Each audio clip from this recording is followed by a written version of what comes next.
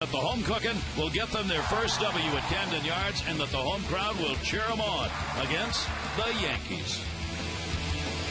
Oh, oh.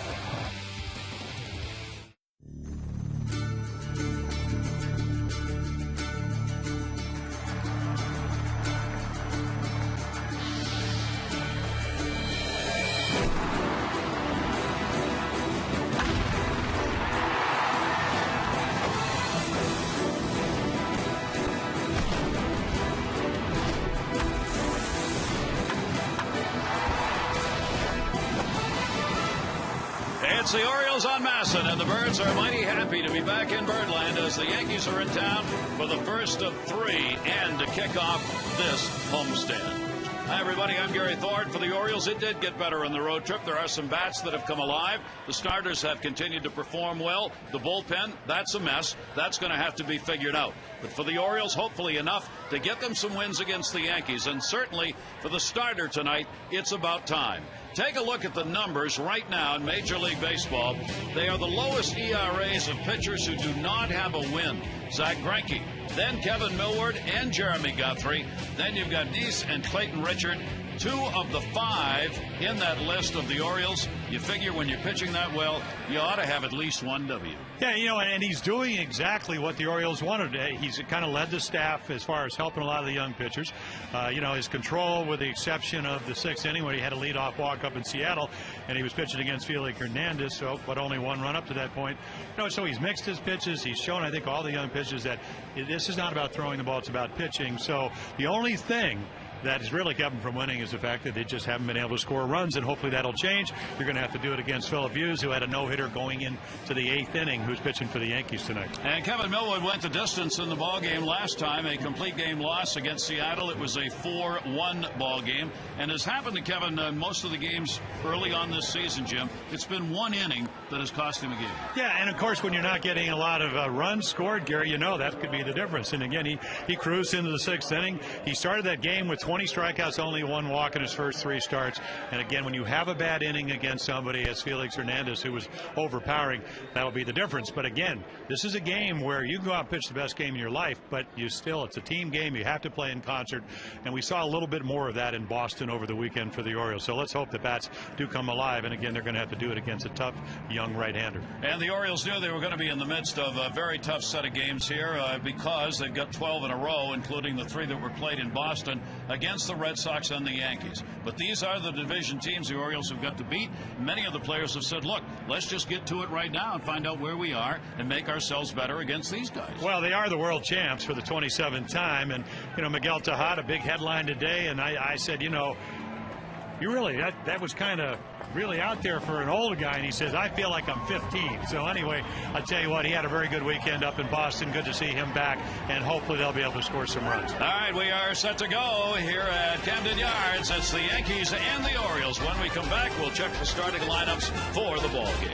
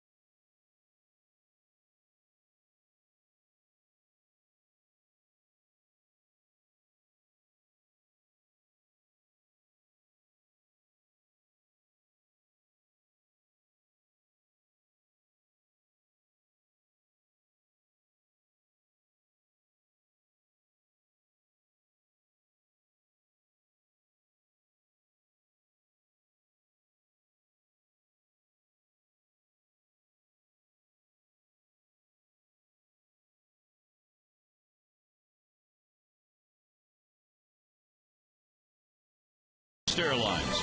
Go to southwest.com. Grab your bag. It's on.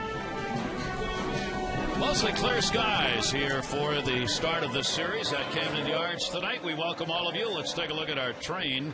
Game time temperature just 56 degrees at game time, and it's going to be going down. Visit trainsearch.com to locate an independent train dealer near you. It's hard to stop a train. Kevin Millwood on the mound. Let's take a look at the starting lineup for the Yankees, brought to you by Southwest Airlines.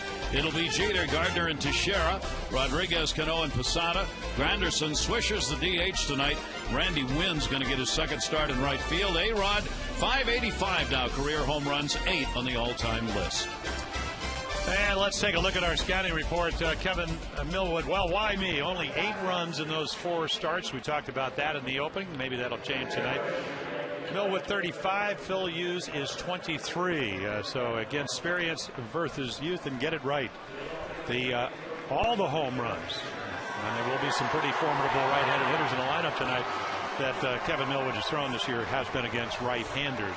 But all in all, he's pitched very well, and you can see right there only 4 walks in the 29-plus innings. So, and again, these Yankees, they'll work the count as well as anybody. Come in with a 366 on-base percentage as a team.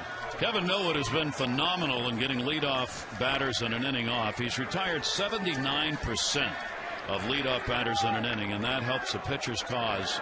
And that's a big number. Anything over 70 is good. Derek Jeter stands in, takes the pitch for a strike on the outside corner. We are underway.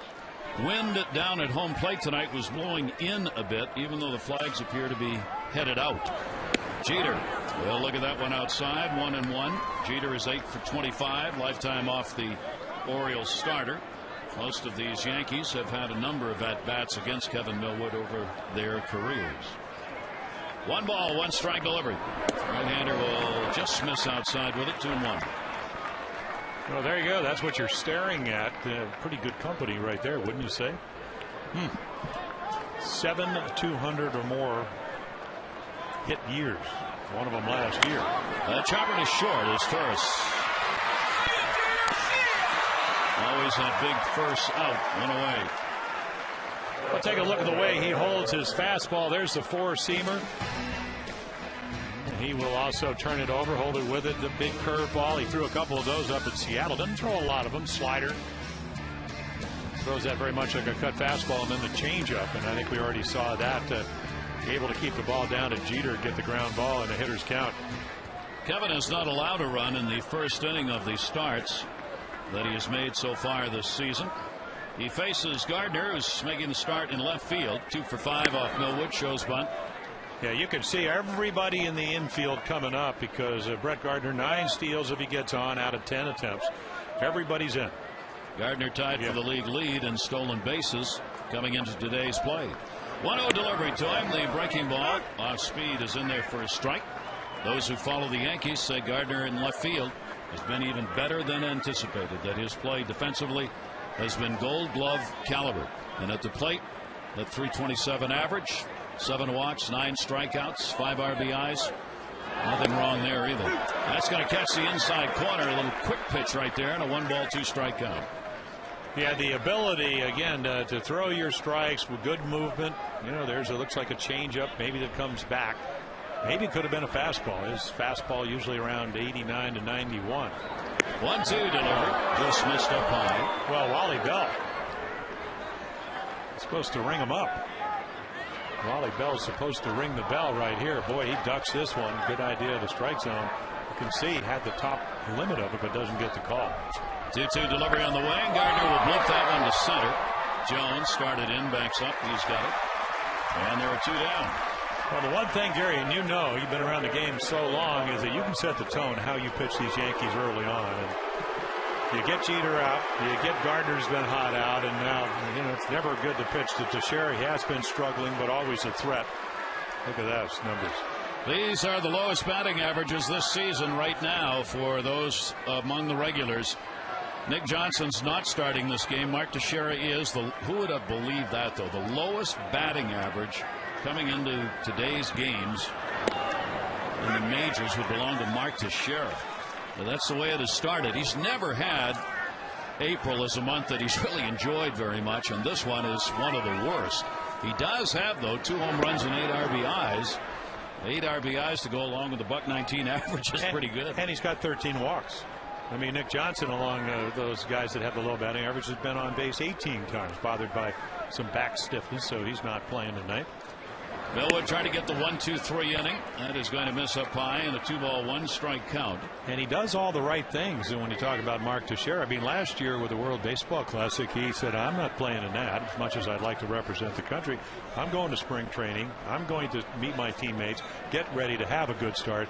And he still had a slow April. It's just April is not, and there are many around baseball that's true for. April's not their month. Orioles have the shift on here with Astoris, the shortstop, playing directly behind second base. Wigginton at second is out shallow, and you see the left side dominated by Miguel Tejada and Miguel alone. And he's hitting in front of A-Rod, so should get a pretty good pitch to hit. That'll take it full. 3 balls and 2 strikes. And he didn't. That tells me right there, when you look at the average, when he's hot, that pitch was such a good 3-1 pitch in spite of the fact that A-Rod's waiting on deck. He probably would have taken it. But again, when you figure, oh, 3-1, I'm going to get a good pitch to hit. It wasn't a good pitch to hit, yet he swung it. 3-2 delivery on the way to him. That's down the line and foul. Kevin Millwood, .269 opponent batting average. Lefties at .273, .273. Right-handers at .266 on the year. Kevin has done much better when the bases are empty. .235 than when somebody's on. .325. So he likes to work out of that windup. 3-2 delivery, and that'll be fouled right straight back. Count will remain at 3-2 on Mark Teixeira. The Yankees are on a road trip concluding here. Joe Girardi's ball club is 3-3 on the trip. They lost 2 against the Angels over the weekend and took 2 out of 3 from Oakland when the road trip started. Again, the 3-2 delivery by Millwood, and again a souvenir. Yeah, a little slider. Acts like a cut fastball with pretty good movement. So there's, what, 4 straight pitches that he's had a chance to see. And again, the shadow, the looming presence of Alex Rodriguez on deck. You really don't want to walk Teixeira. You don't want to give him a good pitch, but you know, you got to challenge him. I mean, you got to try to do it on your terms and make a good pitch. Outside corner right here. 3-2 delivery again, and got him. And Kevin Millwood has got the second best walk to strikeout ratio. Doesn't hurt it right there. Orioles coming up.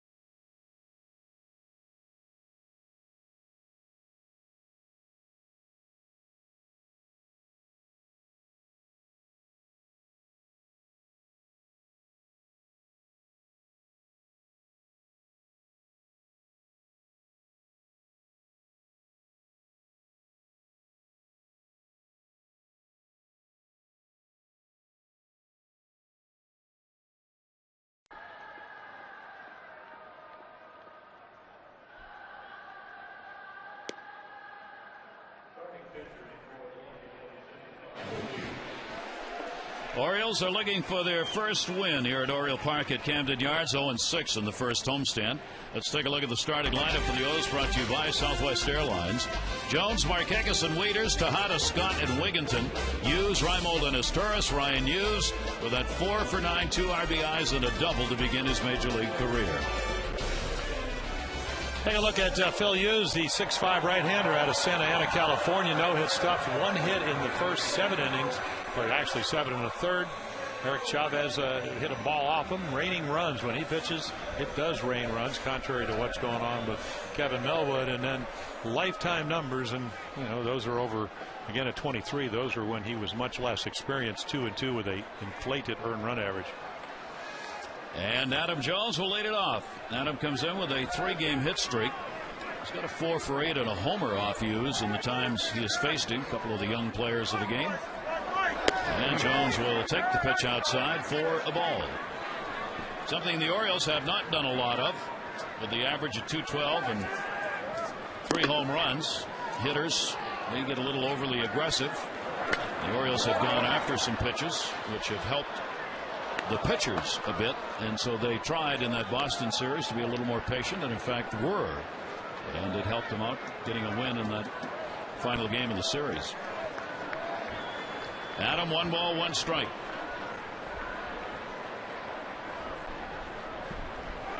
'23-year-old fastball found right off the top of the screen, 1-2. Yeah, you get a pretty good idea. It's not always about the velocity, but that certainly can help. At 93, right in the happy zone of Adam Jones, and he fouls it straight back. He's got a curveball.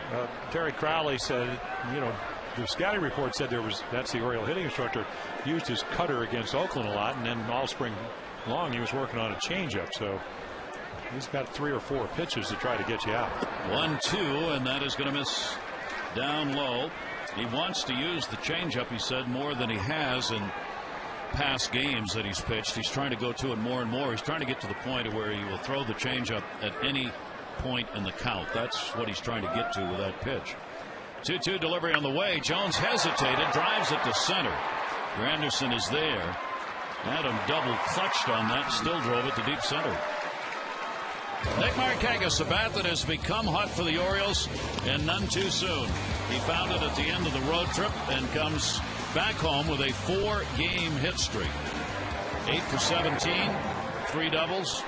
No home runs this season, but hitting the ball hard. Yeah, he's hitting it where they're pitching him, and because of the fact that Tejada missed 4 straight games, he's got 20 hits, 9 to left, 9 to center, only 2 to right field. They're pitching him right there. He usually doesn't swing at that pitch, but again, you can see it's pretty firm. 94 with good late moving from Phil Hughes. Just under a .430 lifetime average against Hughes for Nick Markakis. As the Oriole hitters have some at-bats against him, not a lot. Pitch is going to be taken inside. Phil Hughes against the Orioles, 2 wins and 2 losses. Here at Camden Yards, he has pitched before, and a ballpark in which he's not had a win. He's gone 0-2 here in 2 starts and 3 games. Bear in mind that Hughes was a relief pitcher and a very good one before taking over the starting role. Yeah, well, he came up, Gary, as you know, as a starter, and then last year started early on, struggled a little bit. They put him in the bullpen to set up Mariano Rivera, and he was splendid. I mean, unbelievably successful. 5-1, real low ERA. And that ball's out the corner, and if he's going to get that one, very, very difficult. And Nick was commenting. He said, the umpires have actually been pretty good, but when you're throwing 94 and they give you a couple of inches off the outside corner, could be a tough night. And there are the numbers you've already been talking about. Some pretty good numbers against him. Fouled away, and there'll be no play on that one. Well, Dave Island, the pitching coach, said just seems more comfortable. He's always had a power arm, raced his way through the minor leagues. $1.4 million signing bonus back in 2004, coming out of high school in Santa Ana, California, down by Newport Beach. Corona Del Mar. 2 ball, 2 strike count, 1 away. Markakis waiting on it and swings and misses. Hughes gets the strikeout, and there are 2 down here in the first inning. Yeah, that 94-mile-per-hour fastball, and again, it's not about what. Now they move in, and he just throws an exploding fastball that misses Posada's glove by 1.5 feet. And I mean, how often do you see Markakis off-balance swing like that? It gives you an idea of how kind of movement and velocity on his heater. Waiters, another one of the bats that came alive during the road trip. He comes in with an 8-game hit streak, the Oriole catcher, and during the streak he's hitting .375. He's gone 12 for 32. He's tied for second in the American League with 8 multi-hit games, 8 of them. That's good enough for tied for second. And he's reached base in 17 of the 18 games that he has played in for the Orioles. And that's really offensively getting it done here in the month of April. Yeah, he got the big hit on Sunday, the extra 2 runs, the base hit up the middle, the 6th and 7th run, which would make the difference in that 7-6 victory. He's 0-2 in the only times he has faced Philip Hughes. Hughes has virtually been unhittable in the first 2 starts. I mean, opponents are hitting 100. Left-handers 87 against him. Right-handers 118. And a strike taken as Hughes gets it in. 2-2. Well, we mentioned he's a big kid, and if you watch his windup, just imagine, because it throws a little across his body. In other words, he'll step a little bit towards the right-handed body. I got to imagine it's very difficult to see the ball. 2-2 delivery on the way. Wieters fouls it to protect. Take a look at the Yankee defense behind Phil Hughes. And there he is, Gardner, who, as you mentioned, great left fielder. Granderson can run him down and throw. Randy Wynn, the veteran in right field. Rodriguez, Jeter, Cano to Sheriff. Probably more ranges than any other first baseman, and then the veteran, Jorge Posada, doing the catching today. Yankees are second in defense in the American League, behind only the Minnesota Twins in fielding percentage. Twins are 9.97. They committed only 2 errors coming into today's play, and the Yankees are second. They've committed only 6 errors. And it's a much more mobile defense, so it's not just about the errors, it's about how many balls you get to. Makes it even better. 3-2 delivery to Matt Wieters, and missed. Hughes is looking in because that is the pitch, as Jim was saying, that he did get earlier in the count for a strike. Well, don't think in a subtle way, if he had called Matt Wieters out on this pitch, that Matt, when he got his gear, wouldn't have said, hey, wait a minute, are we going to get that pitch? And again, it was funny, and it's not because the Yankees are wearing their uniforms and the Orioles are wearing the orange and black, that Millwood didn't get any close pitches. And Hughes doesn't need it. His stuff's too good. Make him throw it over. That's what the Orioles are saying. Here is Miguel Tejada with a runner on at first base and 2 down. Miggy also has picked it up. 9 for his last 17. And he's been hitting the long ball. Fouls that one back. 3 home runs, 9 RBIs. Games this season, first 11, just 186. The last 4 hitting 529, and you see 4 of his 5 multi-hit games coming in the last 4 games. Yeah, he doesn't take a whole lot of pitches either. I mean, he's one of the more aggressive hitters you're ever going to see. But then again, the ability to make contact. Taking under 3 pitches per plate appearance, the fewest in the majors. 0-1 delivery to him, and that's that high strike on the inside corner, and that's one that usually doesn't get called. You can see by Tejada's reaction, he didn't think so. There's that number, 2.8 pitches per plate appearance. Nobody sees fewer. His career low is 3.42, so he is well below his career low number. And the amazing thing about Wally Bell behind the plate, Millwood is much more controlled as far as to the glove. Yet so far, Hughes seems to be getting the questionable pitches, even though he's missed Posada's glove. Actually struck out Marquez on the ball maybe 18 inches to 2 feet away from where the target was. Of course, Nick swung at that one, but so you usually have to earn your strikes. We'll see how that progresses as the game goes on. Tejada, 4-game hit streak in which he has that 9 for 17. A throw over for reasons only someone higher above would know, with Matt Wieters on at first base. Young pitcher, inexperience, one of the keys. Youth versus experience. How much of that comes from the bench, though? No. Well, I don't know. I can't imagine. 0-2 count. You never know, though. Yeah, never know. Tejada, the center. Granderson started back, charging in, diving, and makes the catch. He misjudged it initially and had to use his speed to recover, and does. No runs, no hits, no errors, and 1 left on base. Granderson in center. First big defensive play of the game.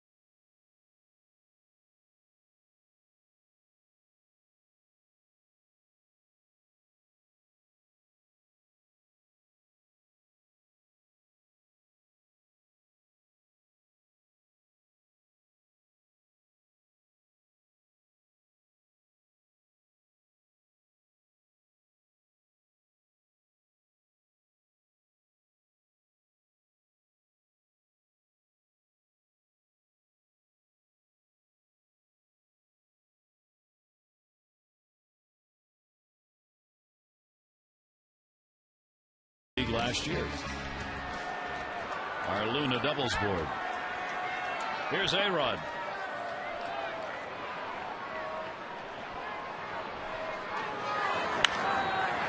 One hopper to short. One pitch. 1 out. Boy, that's got a nice ring to it if you're Kevin Millwood in the O's. Make your pitch. Aggressive hitter.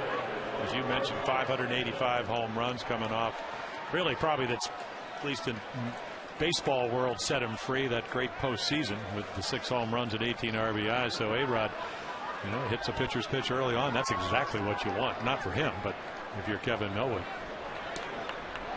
So it's our Fab Five. Look at the American League second baseman in the American League East. I mean, look at Cano's right up there with him. A lot of people, Reggie Jackson actually was saying that now Robinson Cano is a better second baseman than anybody else, especially Pedroia. So they'll battle that.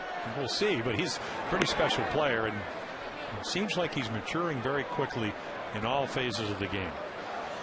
Well, one of the things we were talking with the Yankees about today was his performance at the plate so far. He's got a shot at a batting title. He almost got one a couple of years ago. But he's doing this a lot more. He's taking more pitches. Cano used to be a free swinger to some degree. You look at the pitches per plate appearance. In 09, it was 3.39. He has upped that to 3.49. And as the season goes along, his hope is that will increase even more. He wants to be one of those really patient Yankee hitters and hit only those pitches that he chooses to swing at. And he has the ability to do that. I mean, he's got like a magic wand. We talk about Ichiro, and Carew was one of those guys, Boggs, and Brett. I mean, guys that are in the Hall of Fame. And right there, that's a pitch that he would have whaled at last year, and he just takes it. 3 ball, 1 strike count. Cano comes in with the best average against right-handers in the American League. He's hitting .404 off righties against Kevin Millwood. He has struggled a bit. Does have one hit, a home run off it. Strike taken on the inside corner, and the count goes full 3-2. This season for Cano, that's a big start. Yeah, it really is. And then of the 5 home runs, he doesn't hit quite as well as that .404, but .286 with 3 home runs. It's a nice guy. I mean, it never seemed to me that he's had a problem hitting lefties. 3 ball, 2 strike delivery from Millwood. Down the line in left field, that's headed foul. It was interesting in talking to Kevin Long, the hitting instructor for the Yankees. He said, I said, how do you explain the .207 batting average with runners in scoring position in 209? He said, well, pitchers pitch you differently when you get to 2 strikes, and he has to understand it. So again, you can be aggressive early on in hitters counts, but when you get guys on, they're gonna try to tough it out, and you just have to be aware of that as a hitter. And he's fighting him off here with that 3 ball, 2 strike count for Kevin Millwood, trying to retire the side in order again. Kevin making his 10th career start against the Yankees. He has 2 wins and 4 losses against them here at Camden Yards. 7 career starts in this ballpark overall. He's 4-3. That one's going to be to the corner.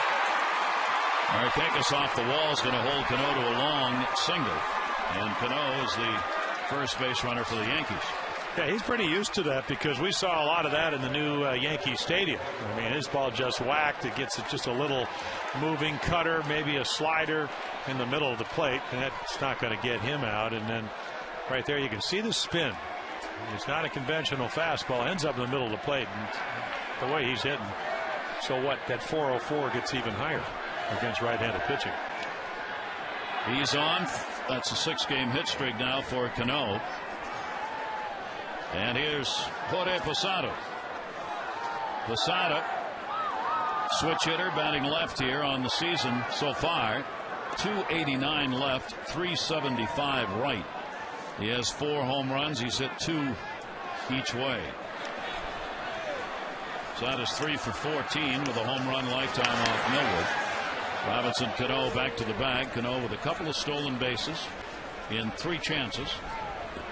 The Yankees are 19 for 24 as a team stealing bases, and Cano testing Millwood early as he's got a pretty good lead over there. Posada will take it for a strike. Yeah, that's another facet of his game. I mean, last year he stole 5 and got called out 7 times. So again, one of these runners, and you can't play the infield and end up being as good as he is at second base if you don't have quick feet. That's what all infielders have. That's in there for a strike. And from the inside to the middle, Jorge Posada turns around to Wally Bell. Well, see, I actually think that was a strike, but I think Jorge understands, as he caught the first inning, pretty wide plate on occasion tonight. He doesn't want it to be wide when he's hitting them. 0-2 delivery, and that's going to miss up high. 1 ball, 2 strikeout on Posada. Orioles last year battled the Yankees tough. They'd like to do it again right now, starting this series of 18 games out with this one tonight. 1-2 delivery and a chopper towards second. Wigginton's going to look to short. There's one relay over to first. Not in time. Tough play as Wigginton had a long way to go to get it to Asturias. Yeah, Posada's trying to get it by Wigginton into right field. Watch him jump on his high fastball and try to hook it into right field, but Wiggy says, And then again, this is a long double play, so even Jorge Posada now, of course, if he had hit this ball from the right side, probably would have been a double play. You can see Asturias, nice job of clearing Cano and making a good strong throw, but Jorge able to get down and keep the inning alive. So a runner on at first base now with 2 away, and that will bring up Curtis Granderson. He hasn't had a hit in his last 13 at bats. Struggling on the road trip, averaged down to 246, couple of homers, 7 RBIs. He has drawn 9 walks, and the pitch is in there for a strike to him. There aren't many of these Yankees who will swing at the first pitch. Period. So only Alex Rodriguez. A-Rod's the only one who's done it so far. Of course, there's nothing wrong with looking in a certain area and thinking you're getting your pitch. I think that's the whole premise. So when the money ball came out, everybody said walk, walk, home runs, blah, blah, blah. But it's not, and I think it's probably best by Derek Shelton in the Tampa Bay. It's controlled aggression. Get your pitch. Don't swing a pitcher's pitch early in the count. Here's the 0-2 delivery on the way, and got him. Had him fooled. Millwood gets his second strikeout. No runs, 1 hit, no errors, and 1 left on base. Kevin Millwood with a couple of Ks early in the game.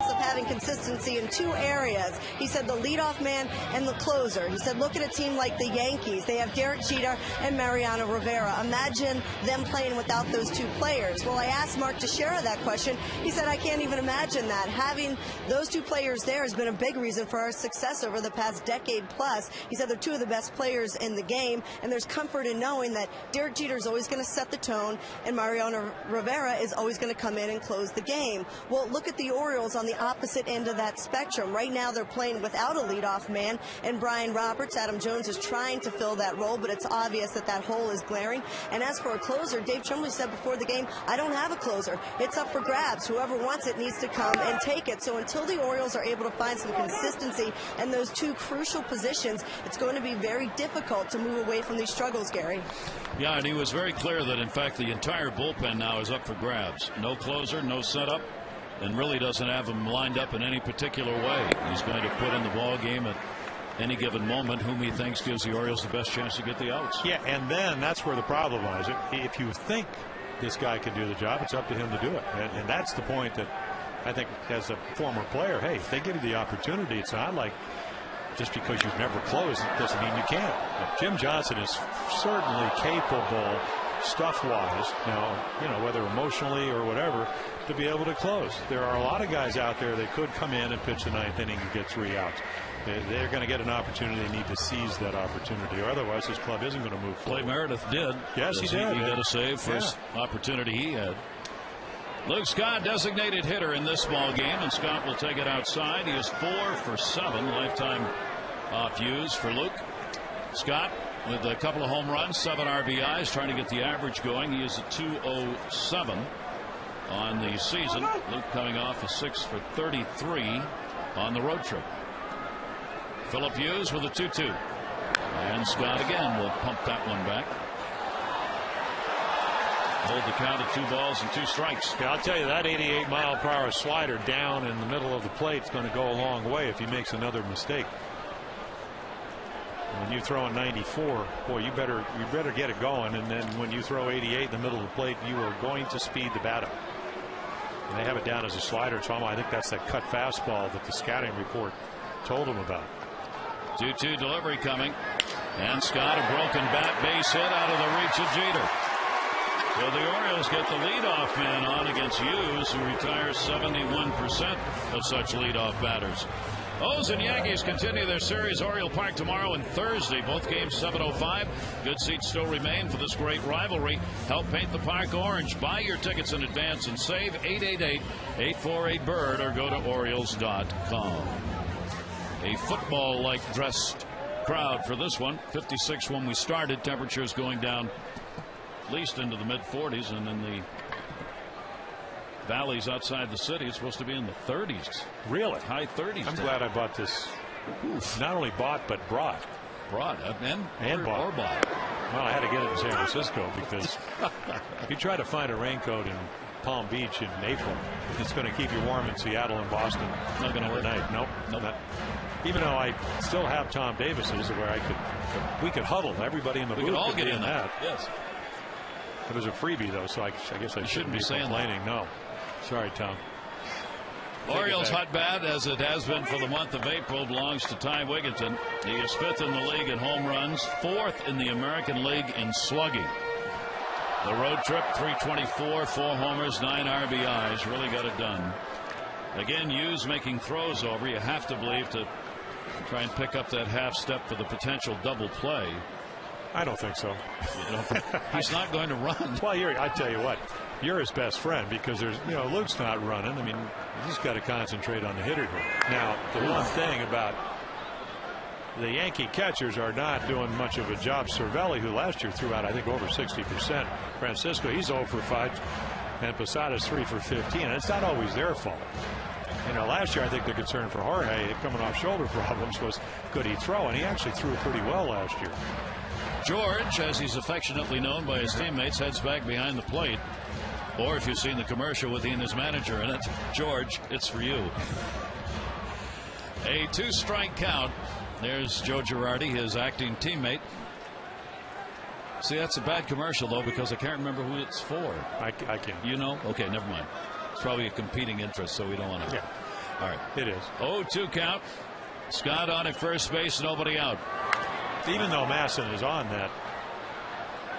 that carrier. Okay, good. Okay. No, I mean, it's. Well, I'm thinking that the other day when we were going to semi-walk the intentional walk, that George Steinbrenner would have been able to. Joe, the phone's for you. It's George. Okay. Not the other George. Not the other George. let's walk this guy, not throw the 3-run home run. Tony Pena, you saw giving signs. I was talking about that. I think what they want to do with runners, as with most teams, is signal from the dugout. We were talking about the throwovers. Tony Pena, tremendous catcher in his day, now the Yankee coach. Jorge Posada is looking over there for signs from Tony as to whether or not they want to go over to first base or hang on to the ball. He's clearly got a cold nose. That's what that sign was. 0-2 count. Scott off first. Long at bat here for Wigginton. That's the third throw over to first base by Hughes. Well, the Royals haven't hit, I don't remember them hitting running on the. Yeah, they actually did. They did run and hit one time. But it's not a hit and run count. 0-2. You're not sending a runner here. Here's the delivery to Wigginton. He'll take it. Wigginton only 1 hit and 4 at-bats against Hughes, but it was the long ball. Well, actually, Luke did have 2 stolen bases back in 2008. Who was in front of him heading to third? Brian Roberts? Yeah, well, could have been. Yep. It might have been a double steal. My point, he didn't try to steal. He didn't even attempt to steal last year. No. Nor will he this year in all likelihood. 1-2 delivery. Wigginton, a shot right through the box. Anderson will get it, and back-to-back singles to lead off the second inning. Yeah, so again, you have a young pitcher, 23, who is almost coming off a near no-hitter, at least for the first 7 innings. 0-2, why do you want to distract him? Just let him go do his job, especially when the guy's not running. And then, your hottest hitter, Terry Crowley probably said it best. He said, it's tough hitting off the bench, which Wigginton did a lot of last year. Because of injuries, he's getting to play. And he is showing the Orioles, Terry Crowley, me, you, everybody that's watching, that this guy's a hitter. He's not missing his pitch now. And the next guy showing us the same thing. I asked Terry Crowley tonight about Ryan Hughes. I said, all right, give me the words you use, what you see so far. And Terry said, quick, power, and a presence. Quick bat with power and a presence at the plate. He comes up to hit. 2 on, nobody out. Pitches away. He is, of course, broken in with a base hit in his first pitch seen at Fenway Park, the home of his baseball hero, Ted Williams, whom he idolized growing up. Spent the early part of the day when he arrived walking around in left field at Fenway when nobody was there. Swung on and missed. 1-1. And he does bring a presence. I mean, he comes to the plate ready to go. Hughes called up, got the start at first, delivered a single on his first pitch. Has picked up a couple of RBIs in the games that he has played in so far. And you really have to like just the way he approaches the plate. Well, very relaxed. That one in the air, left field. Gardner. 1 down. He has joined former Oriole Jeffrey Hammonds as the only 2 Orioles to start their careers with 2 hits and an RBI in each of their first 2 ball games. Yeah, Jeffrey, the #1 draft choice back in, I don't know, early 90s out of Stanford. In fact, I was looking the last year the Orioles had a winning record, and they went wire to wire for Davy Johnson. Was 1997. Hammonds had like 20-some home runs that year. Gifted young player, and Dave Island out, and the pitch count already. And this is good news for the Orioles, as you're only in the second inning.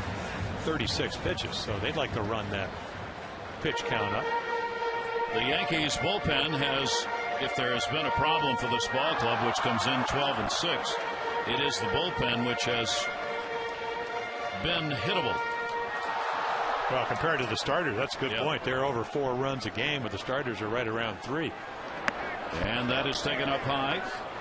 The Orioles, as you saw, have picked up the pace with runners in scoring position. That, too, part of the improvement they saw at the end of the road trip.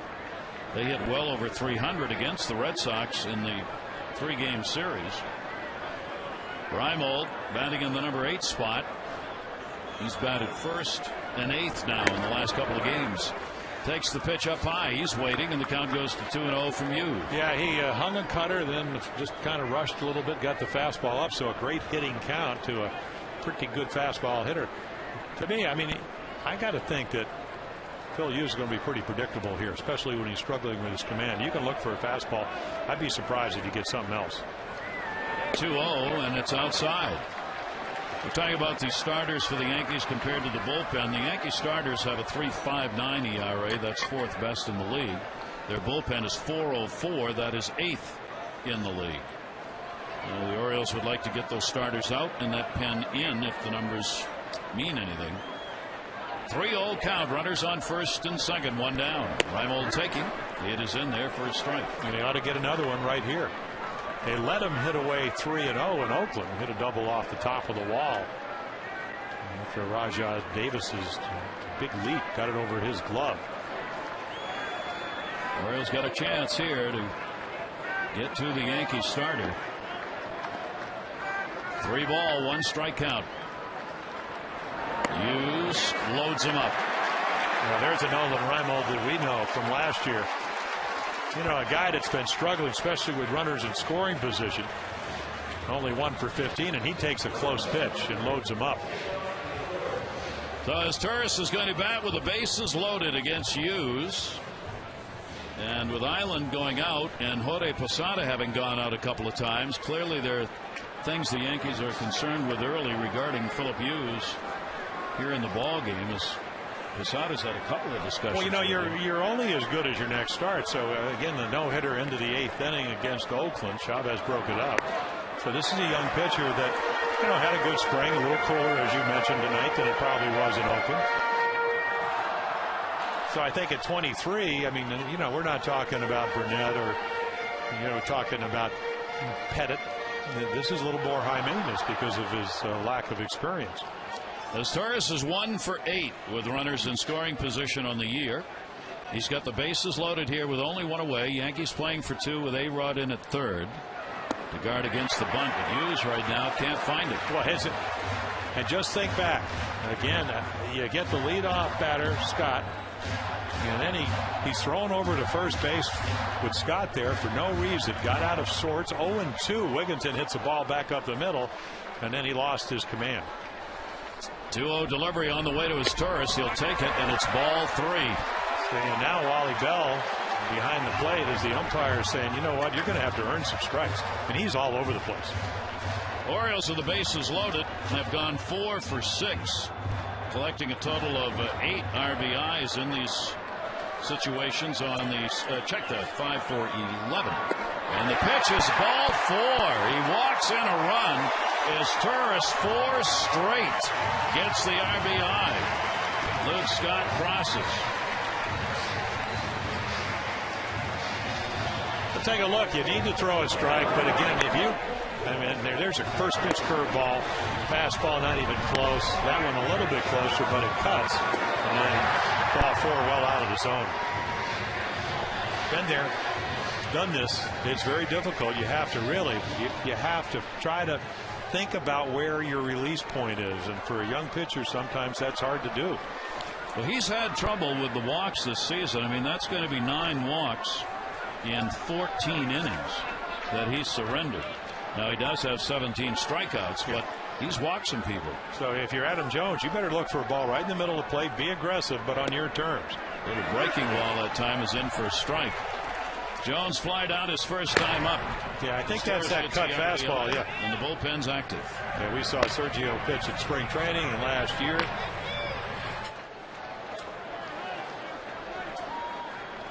Jones was still just 1 down.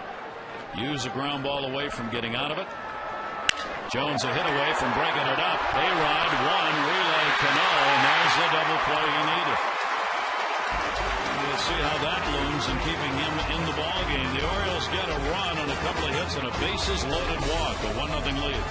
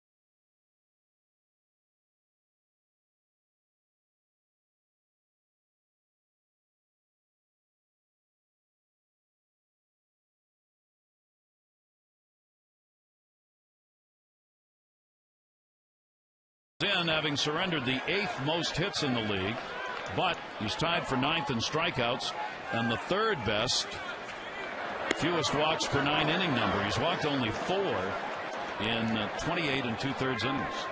Nick Swisher gets the DH job. Generally he'll be out there in right field, but they wanted to bring Wynn in. And if you're wondering, the bottom part of the Yankee order is not going to be easy outs. Here you see Swisher and Wynn. They're batting 8th and 9th, but against Millwood, 345 and 611 are their batting averages at the bottom of the order. That one's going to be looped into right field just barely, and Swisher's on with a single. That just had enough to get out there. This weekend, the Orioles are going to be hosting the Red Sox, first time this season. Good seats still remain for each game. They will not last. Show Red Sox Nation what Birdland is all about. For tickets, call the O's 888-848-BIRD, to go to Orioles.com. Yeah, Swisher was very happy with that little curveball. As we mentioned, Kevin doesn't throw it very often, and then 0-2, you'd like to kind of throw it under the strike zone. That one didn't quite end there. So Nick, he took advantage of that. Wynn has not had the playing time to this point that he had hoped for. You see the 0 for 10 he's put up. That's the total at bats that he's had. He's got a string of zeros across his stat sheet, and looking to bunt maybe here with a runner at first base and nobody out. And Randy Wynn, as we said, 6 for 11 with 2 homers off Millwood, and he's a .318 career hitter in this ballpark. There are lots of reasons to get him in the lineup and think maybe this is the night he can get going. 1-0 delivery. Millwood will miss with that outside. 2-0. Well, usually when you have the kind of numbers that Randy Wynn has against Kevin Millwood, that means to me that he probably sees the ball coming out of his hand. Now that'll be a little more difficult when you're not playing regularly. But that would tell me, because I had guys like this, they're getting good pitches to hit and they're not missing them. 2-0 deliveries way inside, and Millwood falls behind on Wynn. 3-0. Kevin Millwood not wanting to put Wynn on, obviously, with a runner at first in the top of the order. Derek Jeter waiting on deck. Yeah, not with him hitting .417 with runners in scoring position. He gets that one in there for a strike, and the count will go to 3-1. There's Jeter, who right now is 8th in that department with runners in scoring position in the league. 3 ball, 1 strike count. Swisher back to first base. Now Kevin throws over there just in case he may be running, but he didn't run last year either. Never a stolen base attempt. None. 0. Zilch. Nada. And that's to center field. Jones coming. Can't make the play. It's a base hit. So the 2 with the big numbers get hits, and for Wynn, his first of the year. 2 on and nobody out. And they do it in different patterns. 0-2 to Swisher, so Millwood was ahead of him, and then Randy Wynn works to count to 3-1 in his favor, and then picks a pitch and just pretty much as a switch hitter, what he does. He can hit home runs, but he's a line drive guy, and that's exactly what he does to get runners to first and second. So Jeter will come up with a runner in scoring position and another one on at first, hitting .312 on the year. He grounded out his first time up. The Yankees are second in runs in the American League, averaging 5.3 a ball game, 4th in average. Outside, home run wise, they're also 4th with 22. There's the number with runners in scoring position, a homer and 10 RBIs when given the chance. He's got 2 on here, Swisher and Wynn, and nobody out. Well, he doesn't have a lot of holes. I mean, over the years, then coming in with 2,771 hits, down and in that 2-seamer, which is what he bounced to shortstop there. He lays off it. If you're wondering how Jeter could be 8th with a .417 batting average, the leader in the American League is Elvis Andrus of Texas, who is hitting .600 with runners in scoring position. Kyle Crawford, Bartlett, Posednik, and Cabrera are all hitting .500 or better. That's why he's down the list. Fouls out back into the screen, and a 1-ball, 2-strike count. Orioles have the lead. Yankees threatening here in the top half of the third inning. 3 singles so far off Millwood, 2 though back to back here in the third. Dave Tremblay with a workhorse on the mound who has given him 3 really good starts. Pitch is going to be taken away. 2-2 on Jeter. You'd watch Kevin Millwood pitch the ball games he's pitched in, you just couldn't believe that he didn't have a win. And you made a great terminology, pitch. He was at 35, and the pedigree of coming out of Atlanta. That's what he does. Jeter just protecting there. Wasn't sure about that, and he fouls it back. 2-2. I think he's been paying attention to the strike zone. That could be a little wondering tonight so far. But normally he never swings at that pitch. Just kind of lunged at that, hoping it would be a foul ball. Well, you have him again. The 2-seamer down and in might get the ground ball that he's looking for. 2-2 delivery on the way. There is the ground ball. Bobble. And gets the out at first. Hughes wanted to hurry that throw to try and get 2. Ends up getting only 1. Yeah, I think he wanted to do is get that lead runner, or at least the lead runner that's going from first to second. So there's your little cutter. There's a strike. 1-1. There's a good swing on a ball right down the middle, way off the corner. There's the one he just flicks foul, and then instead they don't go in, they go away. And of course, Jeter, you're never going to double him up. I think he just wanted to get that second potential run, and he couldn't get it. So, and again, he didn't overreact. Couldn't get a handle on it, just picked it up and tagged first. Yep. Didn't panic. Now there are 2 in scoring position, and Gardner will come to the plate. Brett Gardner up, hitting at 320 overall. With the great speed he has, Tejada plays even with the bag at third, and the pitch is going to be way inside to him for a ball. Gardner, 357. With runners in scoring position for the Yankees. Yeah, right now he'd like to do what he did the first time. Just hit a fly ball to center. That'd get a run in. Double play depth accepted, or back rather, except at third base here. And the pitch is up high for Millwood. And he falls behind on him 2-0. Yeah, I watched Brett Gardner hit last week, and he did a nice job. You think a lot of times a guy that doesn't hit a lot of home runs, you can just run the ball in on him, pitch him up in the strike zone. But he's been able to get on top of the high pitch. That's why he's hitting over 300. Breaking ball and a good one. Going to catch the inside corner on Gardner. Gardner has had on this road trip some problems hitting, as have a number of them of late. But overall for Gardner, a pretty good trip. He went 0 for 2 in Saturday's loss against the Angels. 6 for 19 on the road trip for him. 2 for 1 down to third, and off Tejada, and no play. Tejada playing in. That one got there in a hurry. Swisher scores, and the Yankees tie the ball game up at 1. Well, that's why you got to play in, because of the bunt capabilities of Brett Gardner. And then again, this is the inexperience factor of Miguel Tejada. You know, shortstop moving over to third. He's kind of in between. You look at Turris. You know, the ball up, it's almost coming right off the grass where the dirt starts, which is where he's standing. So I think you almost have to come all the way in. You come in another step, you get it on the grass, they're going to call that an error, which is what it should be. Yeah. Tejada charged with the error. And now there are runners on at first and second, still only 1 away.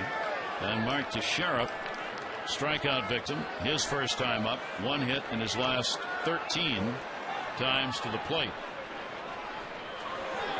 Teixeira, to go along with his overall 118 batting average, is hitting 143 with runners in scoring position. Kevin Millwood trying to pick up his defense here and work his way out of this inning. Comes inside, taken, and a 2-1 strikeout to Teixeira. I would suppose if you're the Yankees, you got to feel pretty good that you're 12-6 with him hitting the way he's hitting. Well, that's the scary part, I would think, to other teams, is that he and Nick Johnson haven't done anything. And the Yankees are 12-6, a game and a half out of first. Millwood struggling to get ahead of the hitters here. Now a 3-1 strikeout on Teixeira. Lefties hitting 273. Right-handers 266 off him. 3-1. Thought that was ball 4. Yeah, it is. Teixeira wasn't sure, I guess.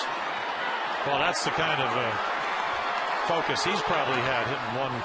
Didn't even know what the count was. I mean, or maybe he just thought a ball was called a strike. Well, he took the mask off, kind of talking to him like you want to get down there or not. So the bases are loaded, and A-Rod, he came back last year here in Baltimore, delivered a home run, first game back as a Yankee, and then the Yankees took off from there. You see the career numbers this season, and against the O's, 309 with 50 home runs. Bases loaded. Rodriguez will go after the first pitch, as he did the first time up, and fouls it away.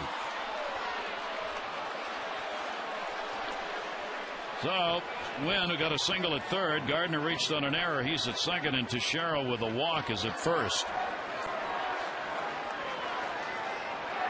And A-Rod gets the chance with the bases loaded, with the ball game tied at 1-1. Millwood's delivery to him. Check swing, foul ball.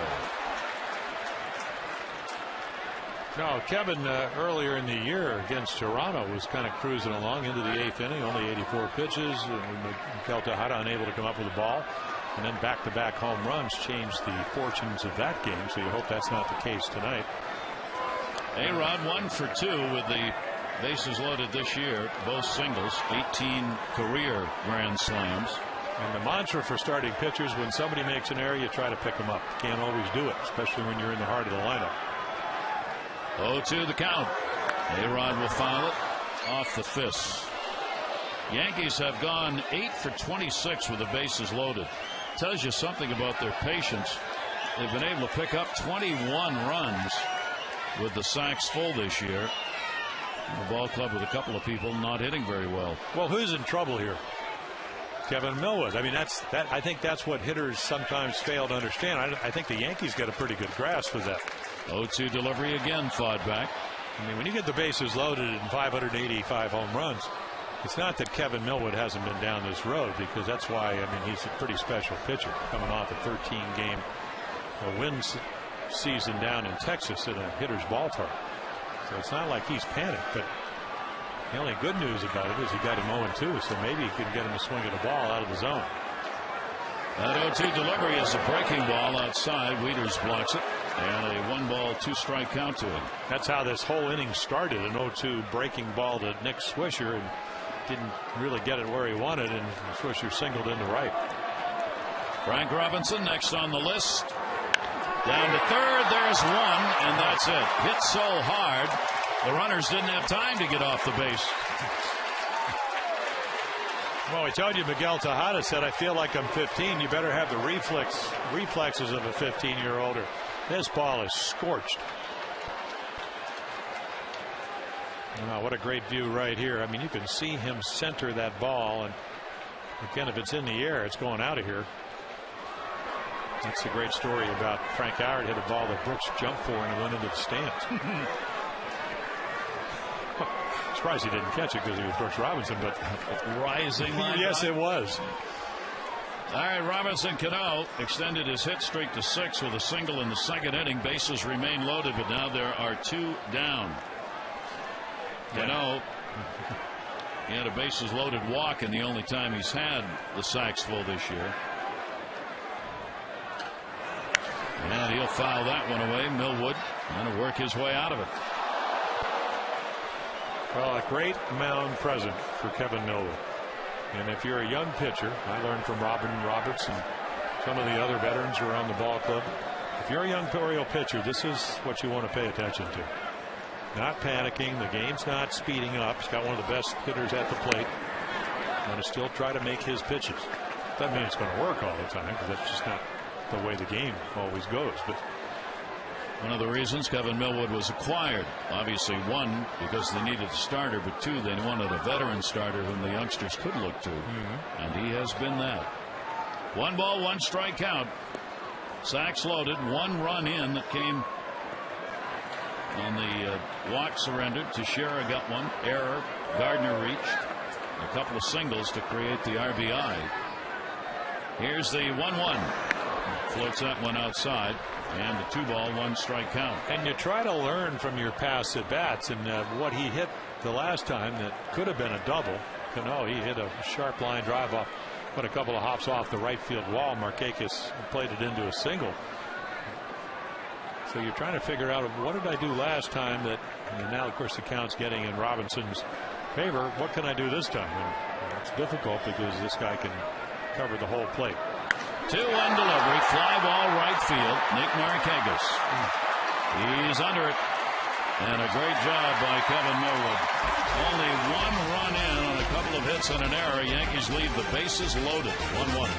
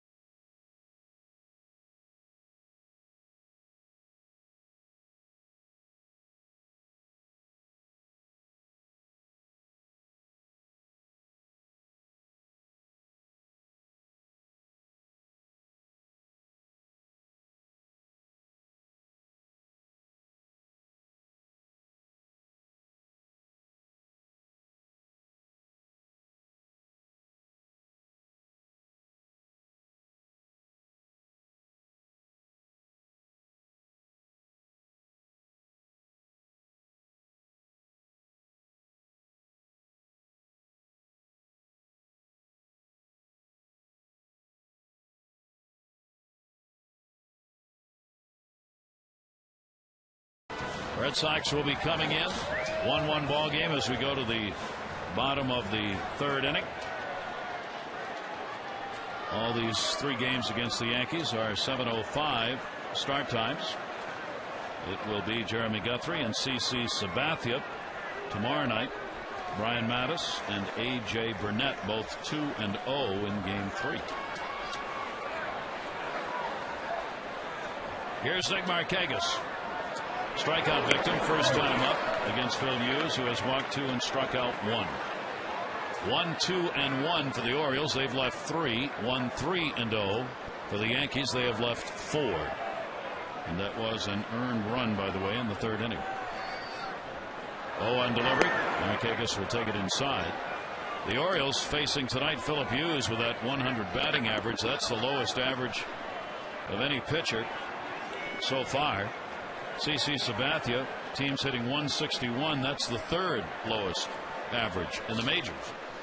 The Orioles get to see both of them here in this series. Yeah, 4 for 40 is a pretty good way to start the year off. If you're Philip Hughes pitching for this team, that getting them over 5.5 runs a game. So both of the pitchers have gotten out of bases loaded jams. A little different way of doing it. 2-ball, 1-strike count to Markakis, and he will take that pitch down low. So they're making Hughes work here. He too is struggling with that strike zone and falling behind hitters. Yeah, he threw the first pitch, and that Markakis very, very late on it, and then hasn't located even close to the strike zone in the next 3. 3-ball, 1-strike delivery. Markakis takes it, is there. Nick, 4-game hit streak, which has gone 8 for 18 now. Coming off that real good road trip where he hit .333 and got the bat going. Hughes 3-2. Markakis fouls it away. Well, he's got to swing at that ball because Wally Bell called the 3-1 pitch about 2-3 inches off the plate, and they know about it. Jeter did it just last inning. Questionable 2-2 pitch. You'd think it'd be a low scoring affair. Young kid with great stuff, veteran with the the wiliness of being able to command his stuff, the hitters would think they'd have a problem. 3-2, Markakis. A-Rod. And there'll be no play on that. It'll stay at 3 balls and 2 strikes. Great story today. Some of the Yankee front office and broadcasters got invited to the Supreme Court today in Washington to take the championship trophy into for the justices to see, because Justice Sotomayor is a big Yankee fan, and she had asked if they would do that, and so they did. And they brought all the other justices into her office while the trophy was there. 3-2 delivery. Markakis to left field. Gardner is there right on him. He's got it. And Justice Breyer came in. Justice Breyer's a big Red Sox fan. So Susan Wallman, who was there, the announcer for the Yankees on radio, said, "Would you like to have, here's the ring, the World Championship ring. You can hold that and get your picture taken with a trophy, and here's a Yankee hat if you'd like to." And so Breyer said, "Oh, sure, fine." So he took the ring, took the hat, got in to stand in the picture, and then threw the hat away and pulled out his Boston hat, and the picture taken with the Yankee championship trophies with his Boston Red Sox hat. Yeah, you can't change your spots, can you? No, and who's going to tell the justice that he can't put the Red Sox hat in the picture? Well, how about Derek Jeter telling the president yesterday when they visited the White House, there are a lot of Yankee fans that vote, so, enough of this White Sox stuff. That didn't move him either. No. That one is popped up to left field by Waiters. Gardner is there again, and he's got it. And there are 2 down here in the 3rd inning. Orioles inviting all Little League players and their coaches. Sign up. One of the club's 2 upcoming Little League days at Oriole Park, May 2 and Sunday, May 16. Pre-registered Little Leaguers can parade around the warning track here at Camden Yards. And to sign up for your team, just call 888-848-BIRD or go to Orioles.com. Young man who thinks it's warm up. T-shirt on watching the ball game here. Here's Miguel Tejada, rather. Tejada flied out to center. Granderson's going to make the highlight reel on the catch he made. What they won't show is the fact that he had to make the catch because he backed up on the ball. Yeah, he took one of those drop steps. And it's hard to tell. It seems like the wind's blowing in. At least it's blowing into the booth. And then he had to come galloping in and made a great diving play. That one fouled off. Luke Scott tried to explain that to me today, and he did it with arm motions and head gestures and everything. We were standing behind home plate, and the wind's blowing right in your face. I said, "You're not going to hit the ball out." He said, "Well, let me tell you something." He said, "What happens is," said, "the wind right now is blowing in from right. It comes around the stadium. It goes all the way around, and it hits a warehouse. Then it comes back in and shoots out towards that one opening in center field." And he said, "If you can get a ball into the jet stream, into that open alleyway in left center," said, "you can hit a ball out." Well, that's good to know. But he said that's the only place you're going to hit a ball out with the wind blowing the way it is tonight. Well, Matt Wieters hit one and really hit it well, and all the hitters were gone. Only went 3 rows out. We're done for tonight. Give up. And then Wally Bell along with him. I mean, it's all over. 0-2 delivery foul back. The wind has died down considerably from what it was at game time. I can see you take all those factors in there, umpire, wind, and all that. Won't be more than 3 hours and 20 minutes tonight. No. You said more? No, it won't be more. It won't be less. Well, it could be right at 3:19, 3:21. Yankees and Red Sox holding their own, guaranteeing long games wherever they travel. The concessionaire's best friends. They are. Philip Hughes, here's the 0-2 delivery on the way, and that's going to be fouled into the seats. Well, you could see that, again, 93, 94, 91, hiding the ball well because everybody laid on it. Not really getting around, not generating enough bat speed to get the bat head out. That's why you got to wait for a cutter in the middle of the plate, and somebody's going to hit a 2-3 run home run. Hughes has had the Orioles fight off a number of good pitchers up and down the lineup here. 2 down. The 0-2 delivery. Tejada, did he go? Check it first. No. Jorge Posada tried to buy it by starting to walk to the dugout, but did not convince Laz Diaz.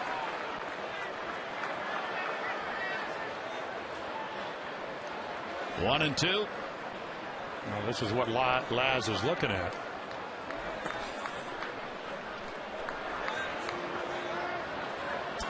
Not buying it, but looking at it. It's a good try. 1-2 delivery from Hughes. Jammed him. no play. The amazing thing is that you could even get that ball close to being in play. He's about 4 inches inside. Gives you an idea. I mean, the one thing about Miguel, I mean, the ability to make contact. 199 hits last year, 45 doubles. But then again, he's a free swinger. I guess the good news is that he is able to control that. And, you know, a lot of guys swing at bad pitches and just go back to the dugout. He a lot of times goes to first or second base with a base hit or a double. Third most difficult batter to strike out in the American League, even with those few pitches he sees. Miguel Tejada. 1-2 delivery, and he fouls off another one, and he is working use here. He's gone through the repertoire. He hasn't found one yet he can get Tejada out on. Hardest to fan, Juan Pierre of the White Sox, and then Victor Martinez of Boston is the second most difficult hitter to strike out. Then Tejada. Brett Gardner in this game in left field for the Yankees is 10th in that department. 1-2, and again holds up on it. 2-2. Is Pedroia in it yet? Because last year, what, 45, 46 strikeouts and 620 at bats. He's usually up there with the contact guys. Pedroia has not made that list. That's because he had to bat third and thought he had to hit some home runs. And yeah, real good point there. Got him out of that spot. Yeah. 2-2 delivery by Hughes. Tejada rips that one to left. Gardner going back. Gardner's there and makes the catch. So it's a Gardner inning. 3 fly balls to left field and a 1-2-3 in a 1-1 ball game.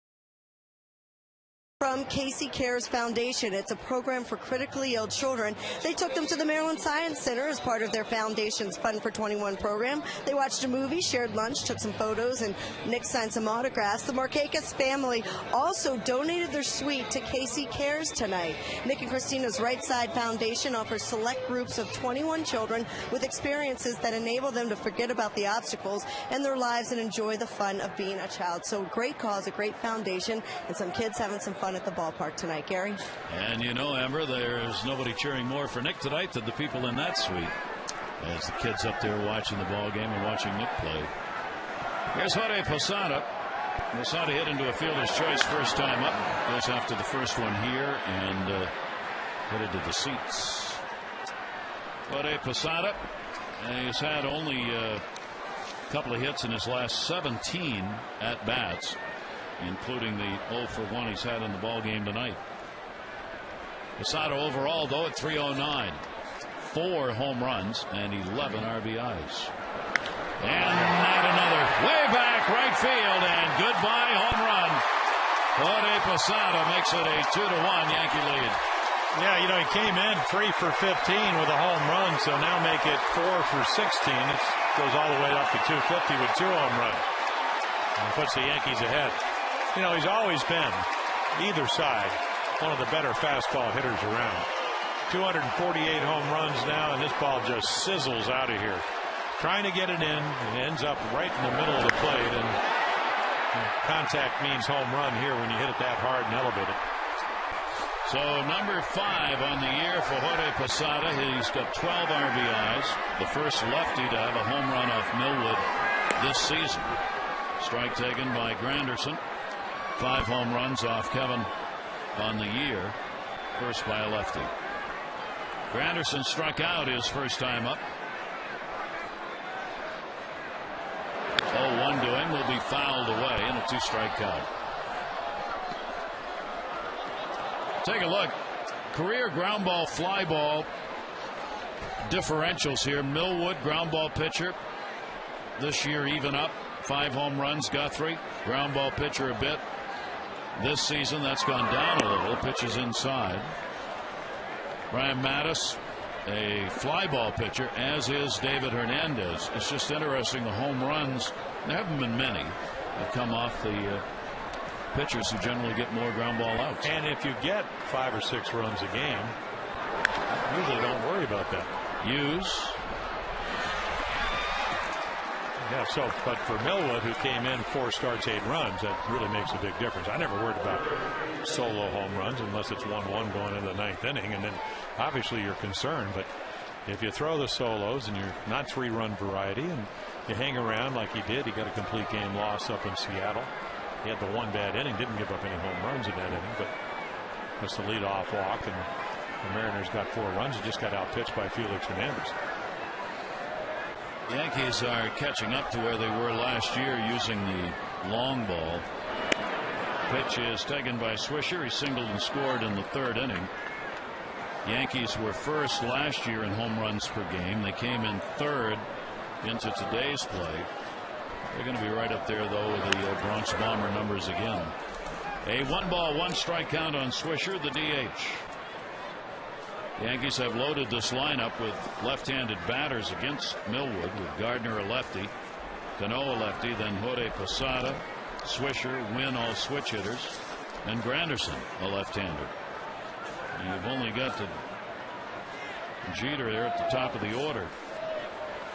Well, the Yankees need, Yankees were 12-24 when they didn't hit a home run last year, on the way to 103 wins.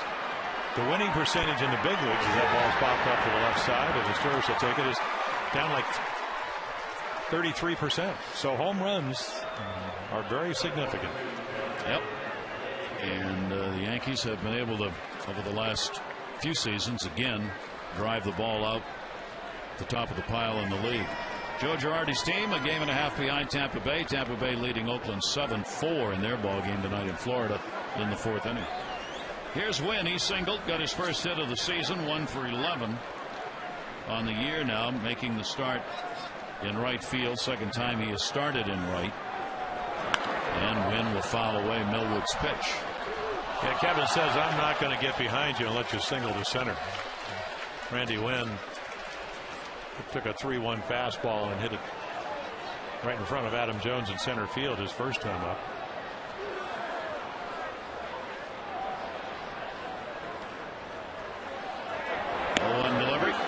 Taken for a strike. Millwood, like so many of the starters, comes out knowing the runs probably aren't going to be there. 8 runs in his first 4 starts. So he was doing it by keeping people off base, not surrendering walks, getting strikeouts. He just slipped on that one. Yeah, we've seen that a couple of times. The important thing on a very slick night, temperatures are going to end up in the 40s, is really have to try to stay on top of that breaking ball, and when it slips out of your hand, impossible to do it. 1-2 delivery, and that's going to be down low. So a 2-ball, 2-strike count on Randy Wynn.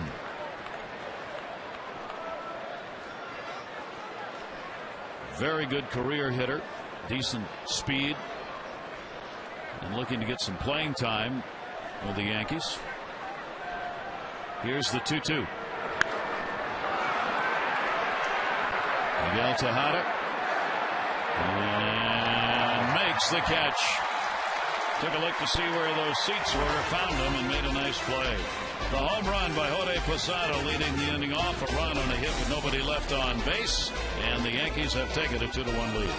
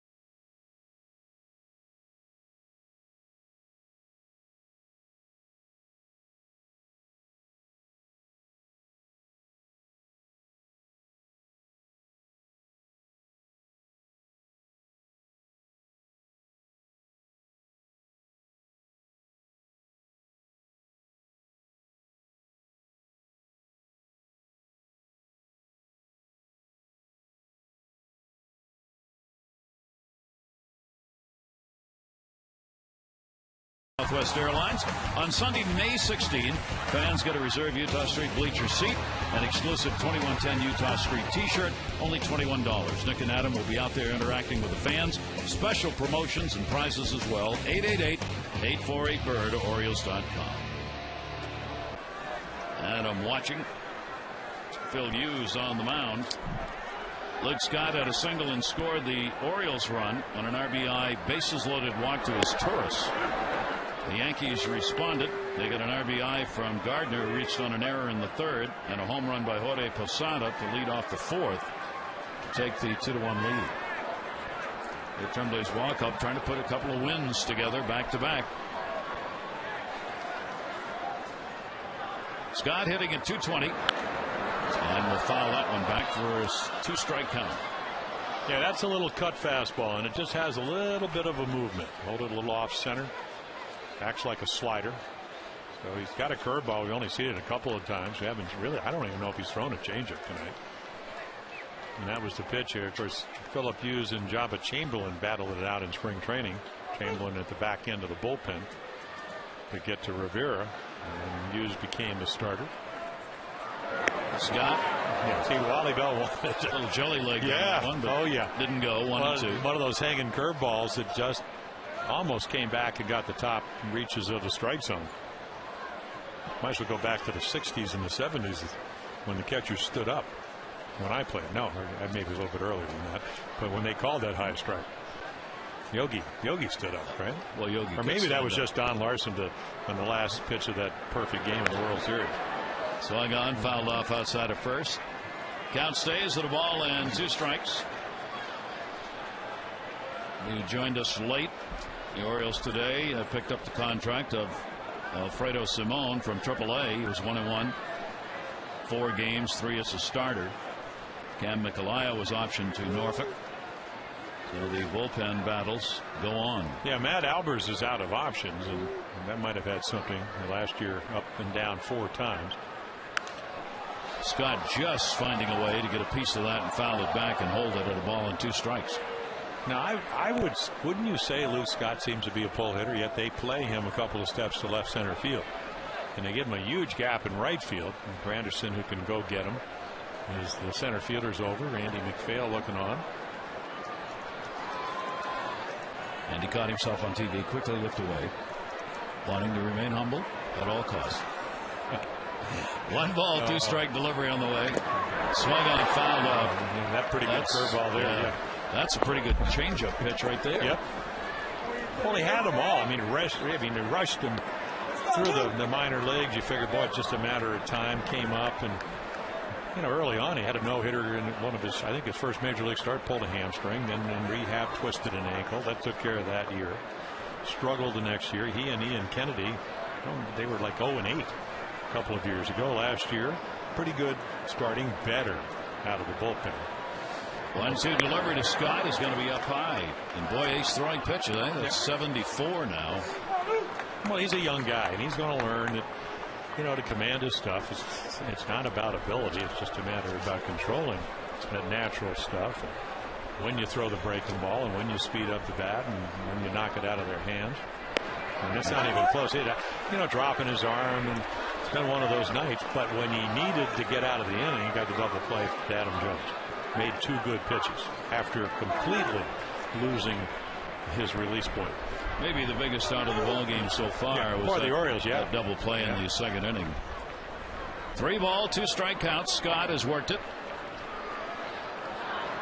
and Luke draws a walk.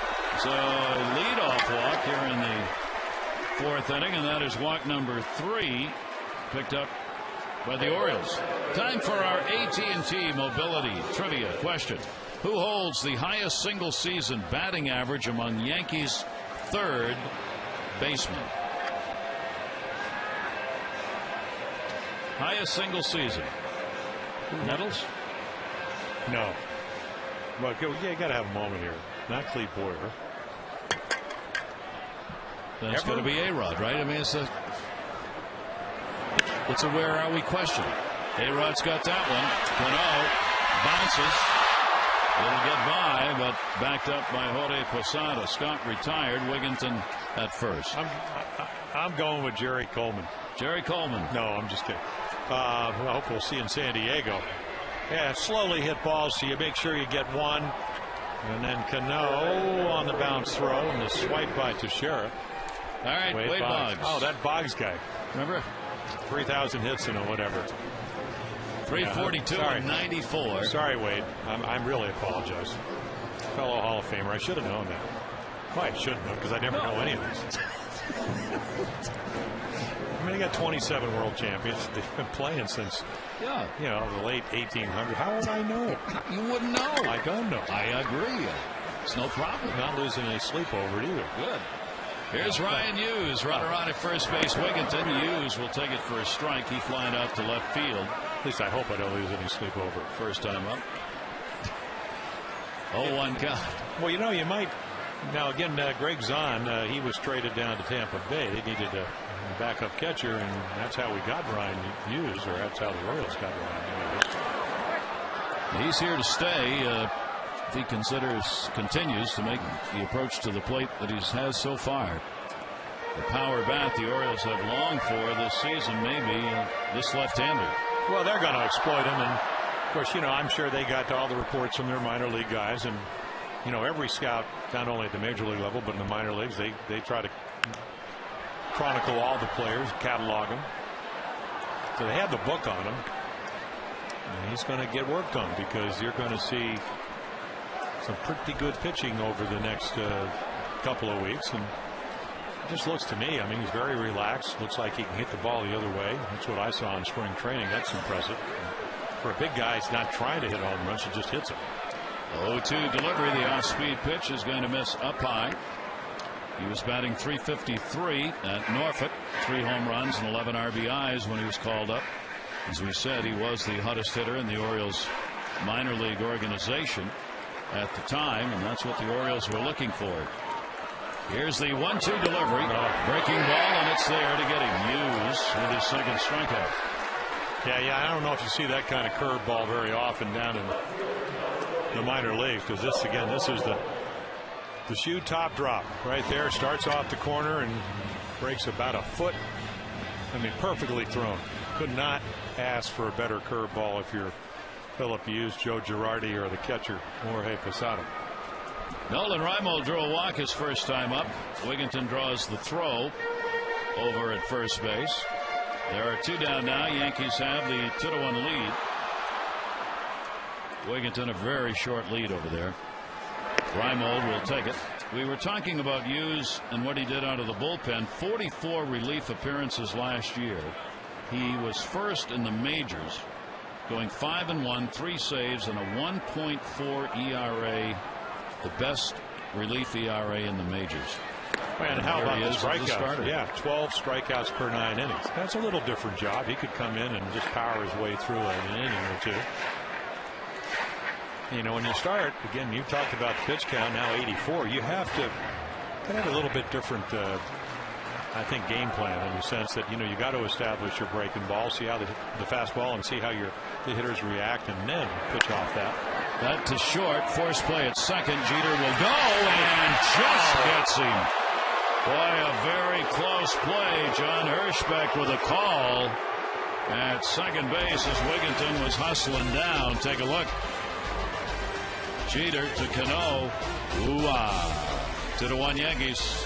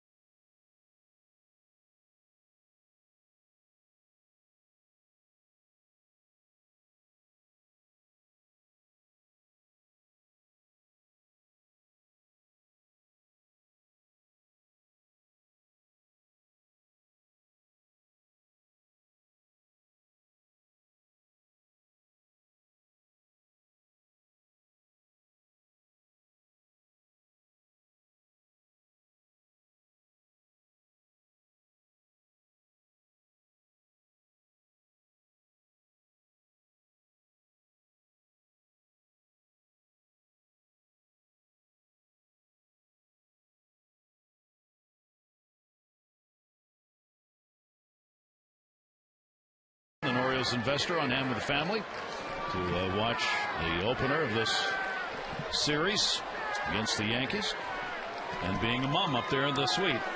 Well, I remember when she went to McDonough and almost won Wimbledon, I think, when she was 16, was one of my neighbors. So on snowy days, I'd get a call, come on, you got to come over to Green Spring Tennis and hit balls. Nobody else can get there. So I would take my snowplow and my, what do you call those shoes? The Mucklucks. Yeah, well, no, yeah, but also well, my feet are 14s anyway, so I just go through the snow and get to hit tennis balls with Pam Shriver. What a wonderful lead. Derek Jeter leading it off here is 0 for 2. Find an important play made by Hughes on him that might have had a force out at second base and a ground ball to first that got bobbled and got Jeter. It did not affect the inning, though, as the Yankees got a run, an earned run in that. 0-2 count. Derek Jeter. 3:08 on the year, and the pitch will be taken outside. 9 multi-hit games for Jeter. That is the most in the majors so far here in this month of April. Kevin Millwood, 1-2 delivery. Chopper again to first base. Millwood over. Yeah, how often you get to see Jeter a defensive swing? Doesn't happen very often. Good pitch, good movement, and then you just gallop over there and let your first baseman toss. I thought he'd take it himself, but Jeter, of course, if you want to know how to play the game, WWDD, what would Derek do? It's just simple. Off the field, on the field, respect for the opposition, for the fans, for his owner. Brett Gardner has an RBI when he reached on an error in the 3rd inning, and he is also flied out to center. League's 9th leading base stealer, hitting at .314. Kevin Millwood gets that strike into him. And again, these ball games have been so similar thus far this year. The Orioles have played 8 one-run games, winning only 2 of those.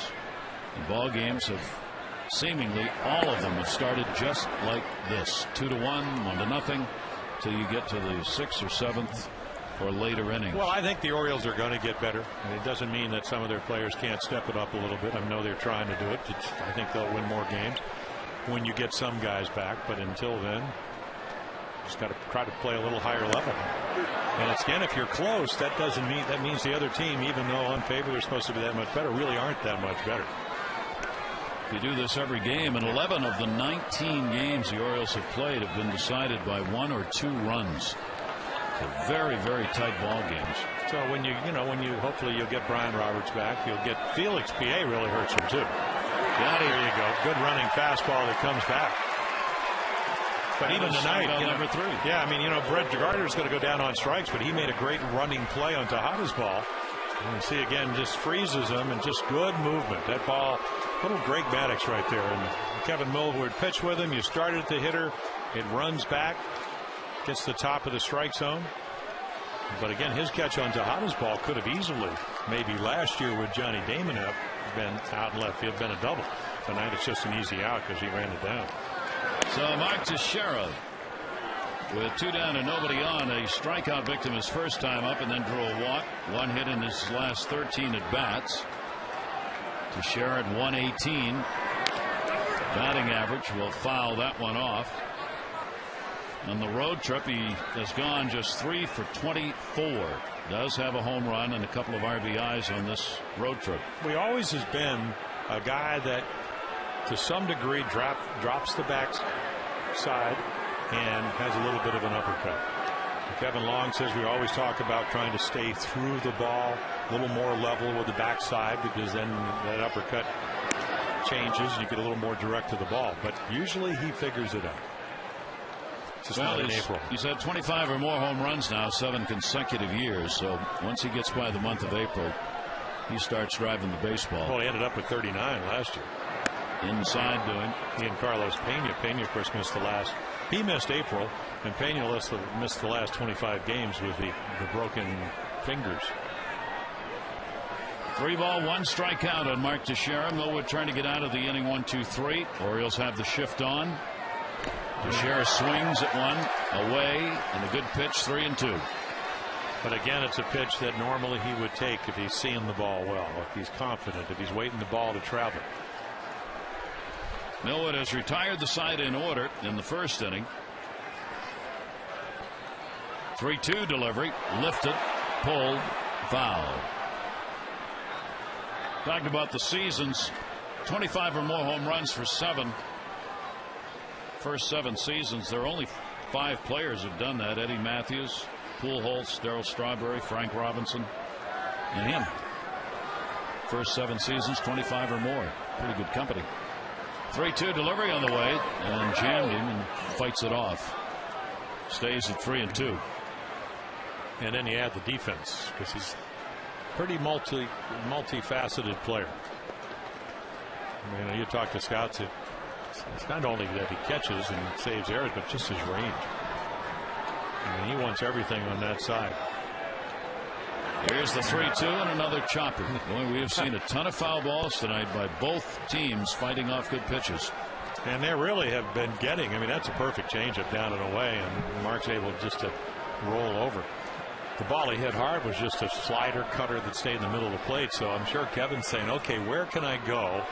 Even though, once again, I mean, Teixeira hitting, and there's the pitch count for Millwood. I mean, it's been that kind of game. Again, no run support, so every pitch seems like it's the game. Up to 96. 3-2 delivery on the way, and just missed. So Teixeira holds back and gets his second walk of the ball game. He has the only 2 surrendered by Millwood in the game. 2 down, 5th inning. A-Rod coming up. So A-Rod came in 9 for 21 against Kevin Millwood, and with 1 home run, even though he just bounced out on the first pitch and then hit a rocket right at Miguel Tejada with the bases loaded. Rodriguez gets the opportunity in light of the walk. Ever dangerous with a runner on, and the pitch is going to miss outside for a ball. So Millwood really getting up there now with the number of pitches thrown. It's either going to be 99 or 100 plus here in this inning before it's done. That's going to miss outside, and a 2-0 count.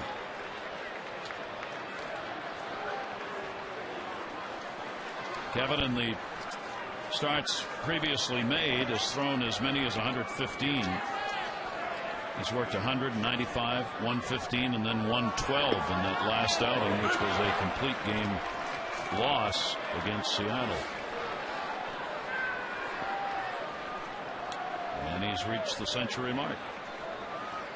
2 ball, 1 strikeout. Rodriguez look over to first base. Teixeira, A-Rod had stepped up.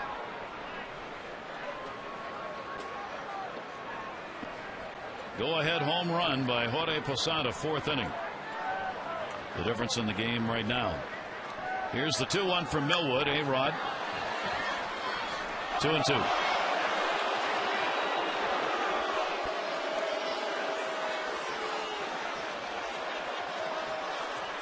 That 2 looked like a pitch that when he's on, he would drive. Yeah. But the one thing that Kevin's done, adding and subtracting, real good at math tonight with a couple of exceptions. Specifically the home run to Posada, got it in the middle of the plate. 2-2 delivery, and it's going to go full. Waiters had to block that one. A 3 ball, 2 strike count. Hughes informing Millwood he's going to move behind the runner at first base. Yeah, it's been a night for Kevin Millwood that he's just used about the entire arsenal. Curveballs and changeups and cutters and sliders, 2-seamers, 4-seamers. 3-2. Runner will be going to Sheriff from first base. And swung on and missed. Millwood gets his 4th strikeout, 2 in the inning. No runs, no hits, no errors. 1 left on base. Kevin Millwood getting the K when he needed it. 2-1 Yankees.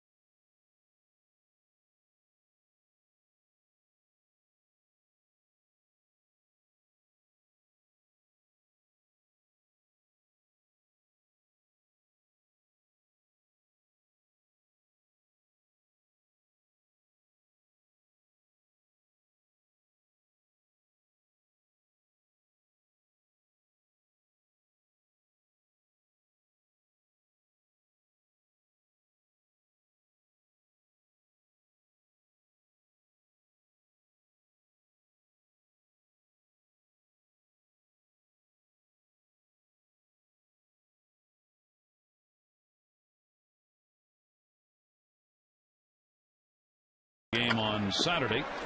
That's when they will need to be back to that 5th starter. As Torres will lead it off. Word it's going to be Brad Bergeson, who pitched well in his only appearance down at Norfolk. Squared to bunt, takes the pitch inside from Hughes.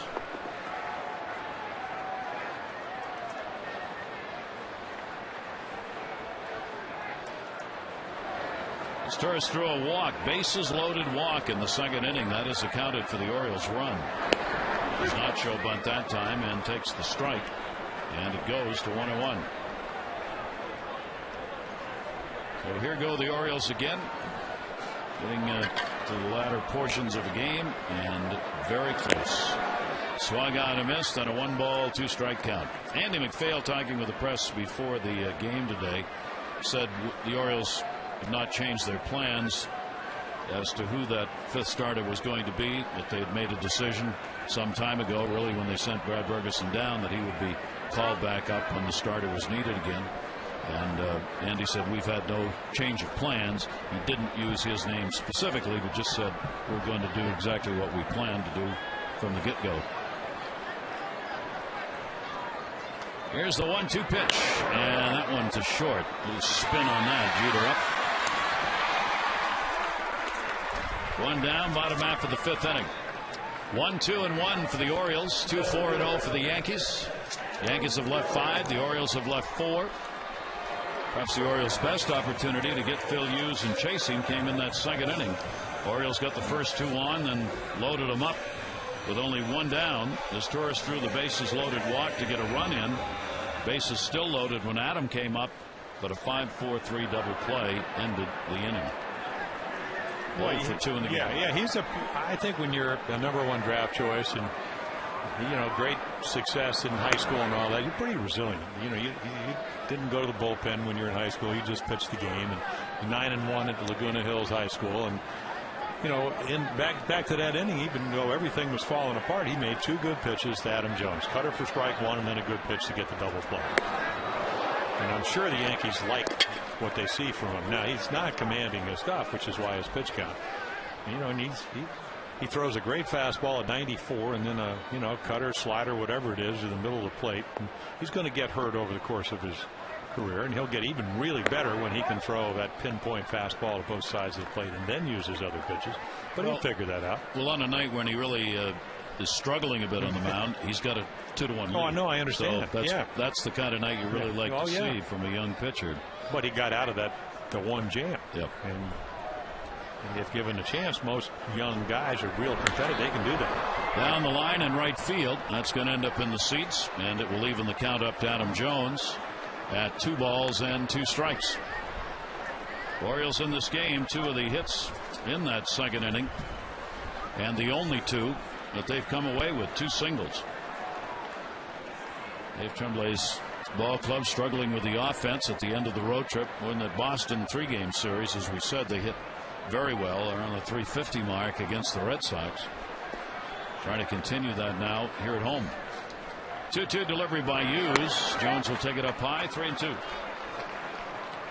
Of course, I think we saw maybe one of the reasons the Red Sox beating Toronto up in Toronto yesterday, 13-12. How about going 11 for 20 with runners in scoring position in 1 game? So that's pretty good. Getting 20 out there is pretty good. That's how you get 13 runs, I guess. Exactly. Drill to center field. Granderson going back, has it lined up and hauls it in. 2 down.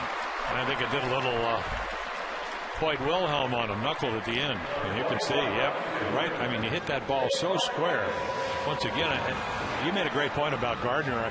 I had talked to one of the Van Scott Gordon Lakey of the Phillies. He said, boy, Gardner played great, and then you get Granderson running them down. Tonight with Randy Gwynn with good speed and right. Got a pretty good outfield to pitch with tonight. Nick Markakis coming up. Amber.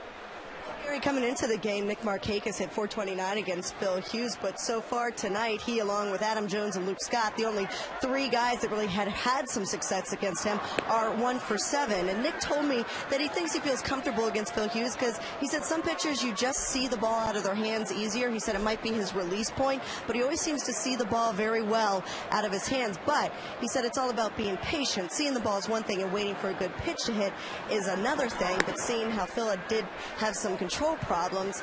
I'm sure Nick would have liked to hit some of those pitches, but let's see if he is patient here. Let's see if he gets one to hit or possibly just get on base. That's what the Orioles need right now. Base runners 0 for 2 in the ball game with a strikeout and a fly ball out for Markakis off Hughes in this game. Nick with that 274 overall average, and Hughes, as he has been prone to do, gets into these mini slumps here to hitters where he just can't find the strike zone, and he hasn't been close to Markakis.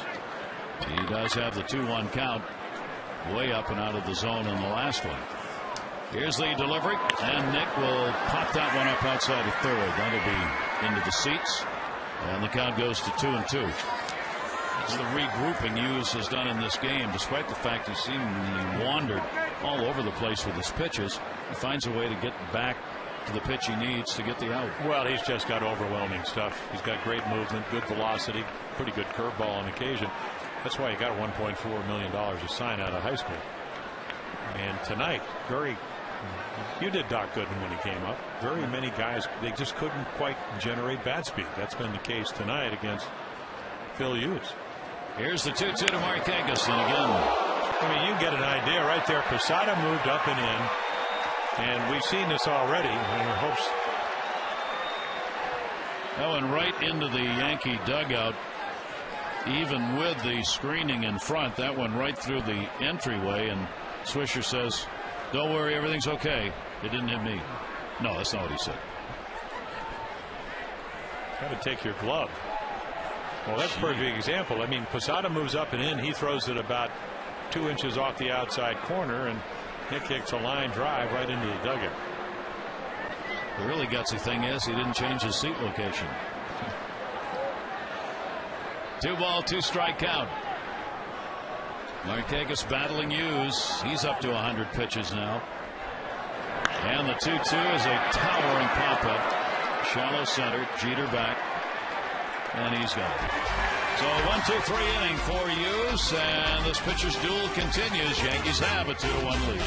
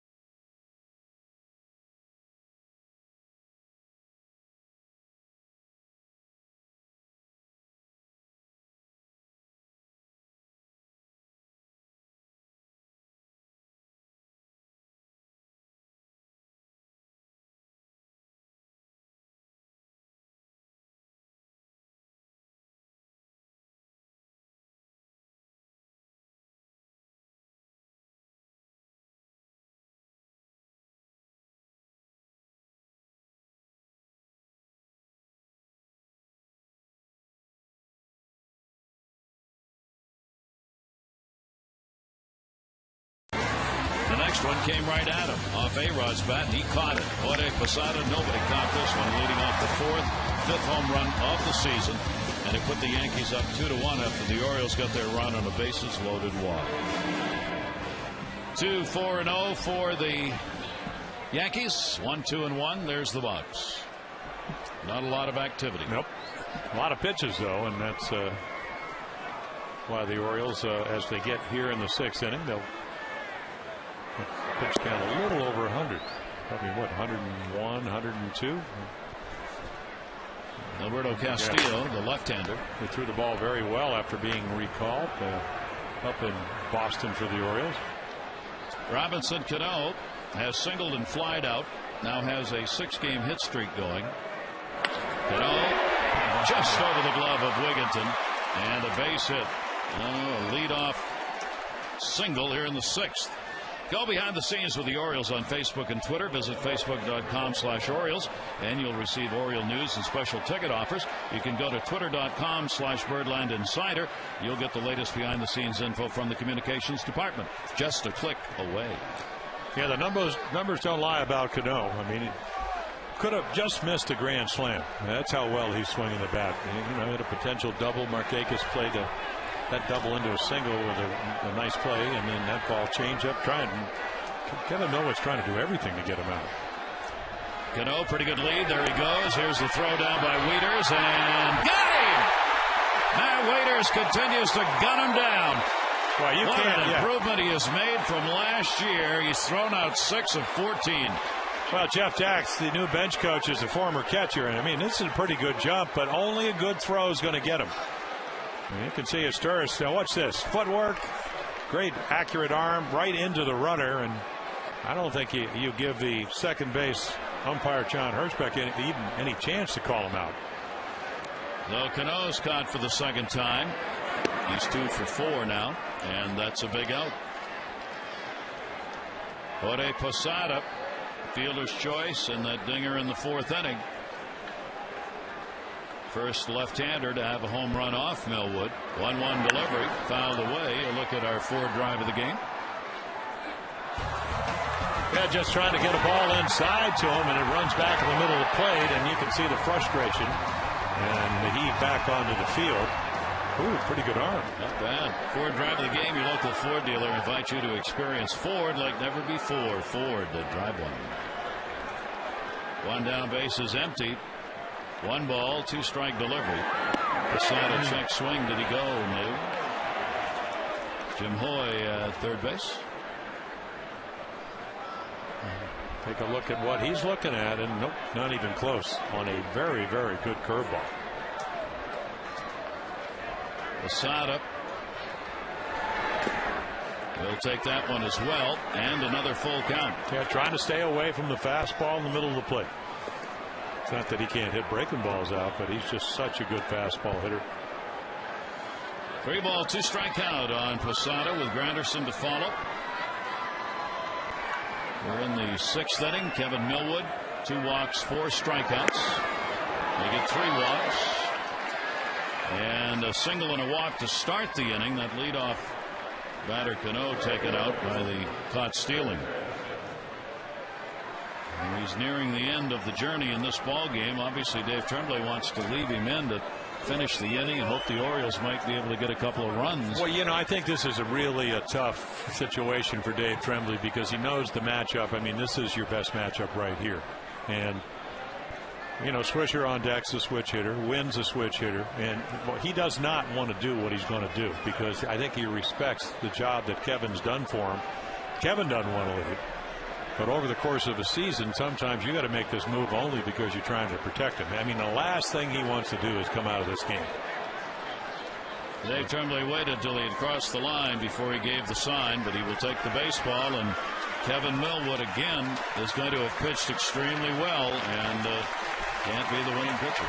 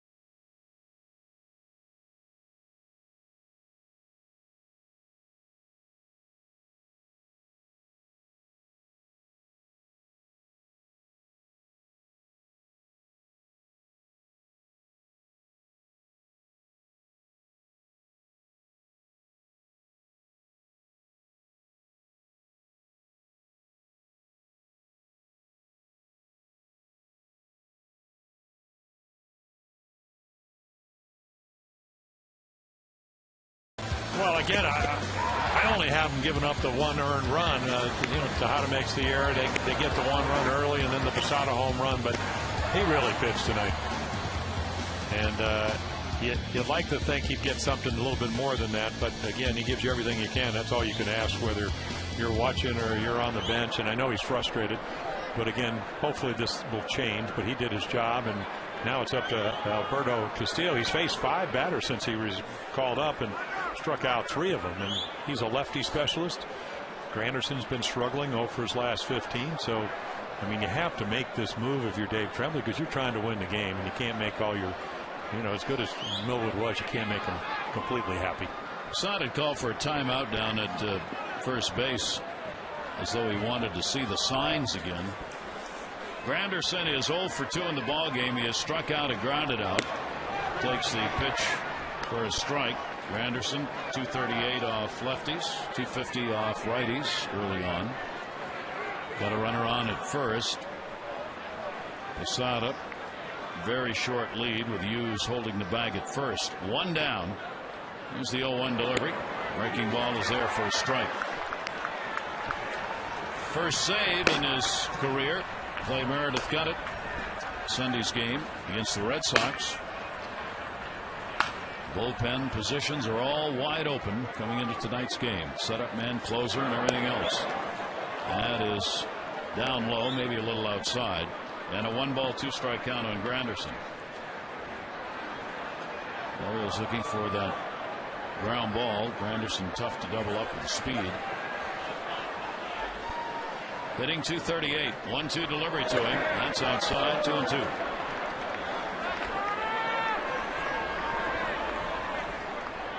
Granderson has not grounded into a double play yet this year. 2 managers, wheels turning, both with starters way up there in the pitch count. Here's the 2-2. Granderson takes it. Yeah, not a real good slider, but in going back and referencing some early calls, it might have. You can definitely, 99% of the time that's too high. Tonight there's been a couple of high pitches called. And the 3-2 just nubbed foul. Millwood responsible for Jorge Posada on 5 innings plus 4 hits. Gave up the home run to Posada. Kevin walked 3 in the ball game. He'd only walked 4 in the other 4 starts. Struck out 4. 3-ball, 2-strike count. Castillo the long look, and a good heater got him. 2 down. Well, a lot of deception from Alberto Castillo. You want to hang around and have a job? Get lefties out if you're left-handed. Right here, just close enough. I'm sure he wanted to throw 6 pitches, but at the end of the day, he made a quality pitch. Granderson has struck out 141 times last year, chases it.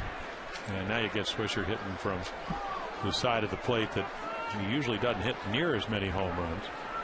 He's hitting 250 right-handed, 211 left-handed this year. Swisher has picked up 2 homers, both from the other side.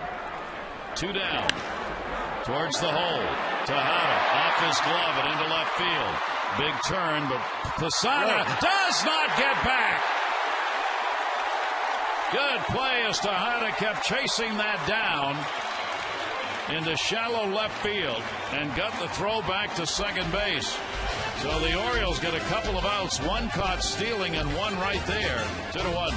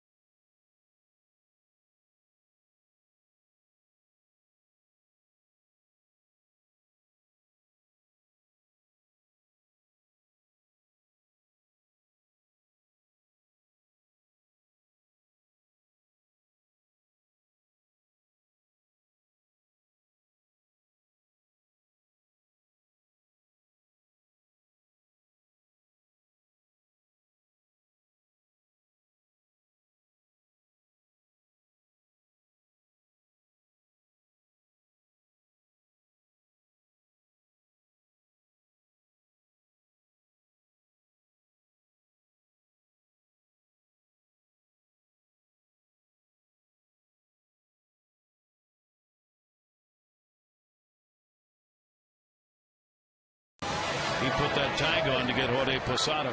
Nice play by Miguel. Couldn't quite get to it. Probably should have let it go, but his instinct, hustle, and then the instinct to turn around and fire a bullet. And Jorge at 38 must have just felt a little faster today. Yep. Getting going back, so the Orioles will go to the bottom of the sixth, still trailing by just one. Boone Logan in the bullpen for the Yankees. Phil Hughes has walked 3 and struck out 2. The Orioles have had only 2 hits off him. They were back-to-back singles in the second inning. 3 walks have put runners on, and one of those came with the bases loaded to as Torres in the second, accounting for the Orioles' run. 2 singles, that's been the O's offense. A strike taken by Matt Wieters. Wieters has walked and flied out. They could say the only 2 hits and then an opportunity, but the ground ball double play off the bat of Adam Jones. And we got Hughes, who was struggling with his release point. Wieters trying to tie his career high hit streak number, which is 9. Has not done so here with the 0 for 1. Matt is overall on the season now hitting at .319, 1 homer, 7 RBIs. Job here, be a table setter and get on. Takes the floater that just misses. 1 and 2. Yeah, I mean, the one thing about Matt Wieters, he has the ability, at least appears to me, to slow the game down when he hits. Because that curveball, pretty good curveball, but the ability to know it's a ball right out of his hand. And takes that one to first, but right at Teixeira. Well, not always a smart hitter because he hits it right on the nose, right to the Gold Glover, but you get an idea. What did Kenny Singleton? We're sitting in there. Kenny Singleton, one of the great switch hitters. Oriole, now an Yankee broadcaster. He said this kid is going to be something special because he can really hit the bat, and then of course the Gold Glover right there to make the out. But this is really the first guy that's turned on Philip Hughes' stuff tonight. Kenny Singleton. Yeah. Broadcasting for the Yankees. Here's Tejada. And that is a strike taken. Tejada flied out twice. He's got a 4-game hit streak he hasn't extended. Looking for his first hit off Phil Hughes. He is 0 for 7 in his career. Orioles looking for a base runner here to try and get an inning going. And that off-speed delivery will miss outside. 1 ball and 1 strike. Yeah, I think the Miguel, he just wants one of those cut fastballs that's about 88 and quick enough to bat and tie this game up. Here's the 1-1. Launched to center. Granderson's turned every which way but loose out there on fly balls to center field. 2 down. This copyrighted telecast presented by authority of the Orioles may not be reproduced or retransmitted in any form, and the accounts and descriptions of this game may not be disseminated without the express written consent of the Orioles. And that's going to be it for Philip Hughes with Luke Scott coming into the plate. Hughes will leave. He's going to have a chance to go 3-0 on the season. Chance to win this one, although it's very much up for grabs. Boone Logan had warmed up in the bullpen. Yankees have the 2-1 lead.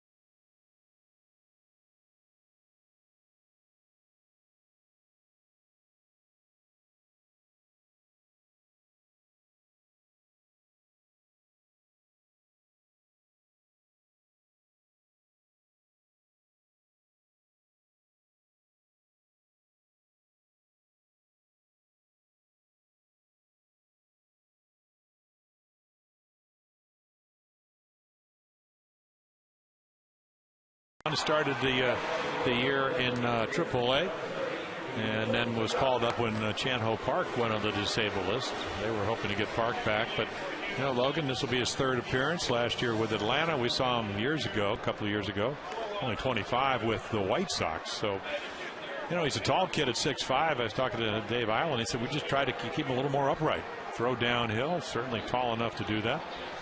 And then again, a matchup time. Joe Girardi says, you know what? I think 109 pitches is enough. Once again, an outstanding performance from Phil Hughes. So the Orioles get into the Yankee bullpen with 2 down in the 6th inning. Luke Scott has a single and a walk, scored the only run in the 2nd against the lefties so far this season. 3 for 16. One of his 2 home runs off a left-hander.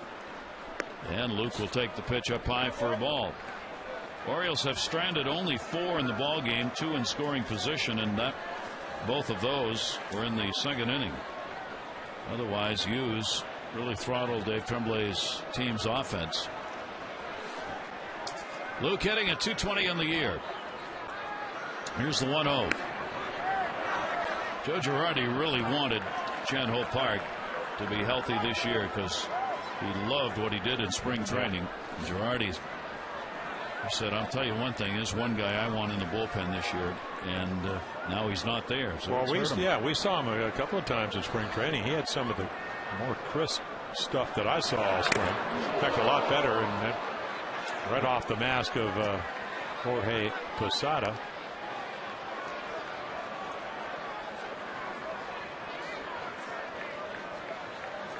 That may have been a 2 for 1.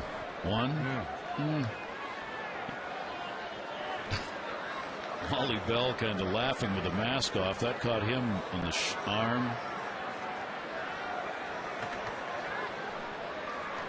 Pretty good swing by Luke Scott, but straight back off the mask. Posada and Bell both regrouping. Well, Posada had a choice. He came up as a second baseman, maybe a third baseman early on. He could have got away from harm's way. So Wally Bell didn't have that choice? No, I don't think so. No. Okay. He can call the high fastball. He can't hit it like Jorge. 3 ball, 1 strike count. Scott will take the walk here if he can get it. Keep the inning alive with Wigginton waiting on deck. Here's the 3-1 delivery. Again going for the long ball, and it's full. 3-2. Well, you like the swing and ball a little bit high. Luke, a better low ball hitter. Awfully strong, though. He got the first hit off of Phil Hughes. Kind of fought it off. Might have broken a bat, but so strong. Got it by Jeter into left field.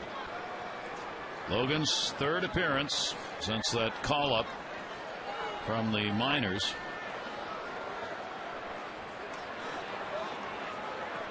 Three ball, 2 strike count to Scott, and takes it, and Luke draws the free pass. So Logan does not get the matchup job done the Yankees wanted. The Orioles get the runner on. David Robertson is in the bullpen, and he's going to come on, as now we will start running the pen pitchers in to get the matchups each of these managers wants. So Logan will work no part of an inning and surrender a walk. Wigginton will be coming.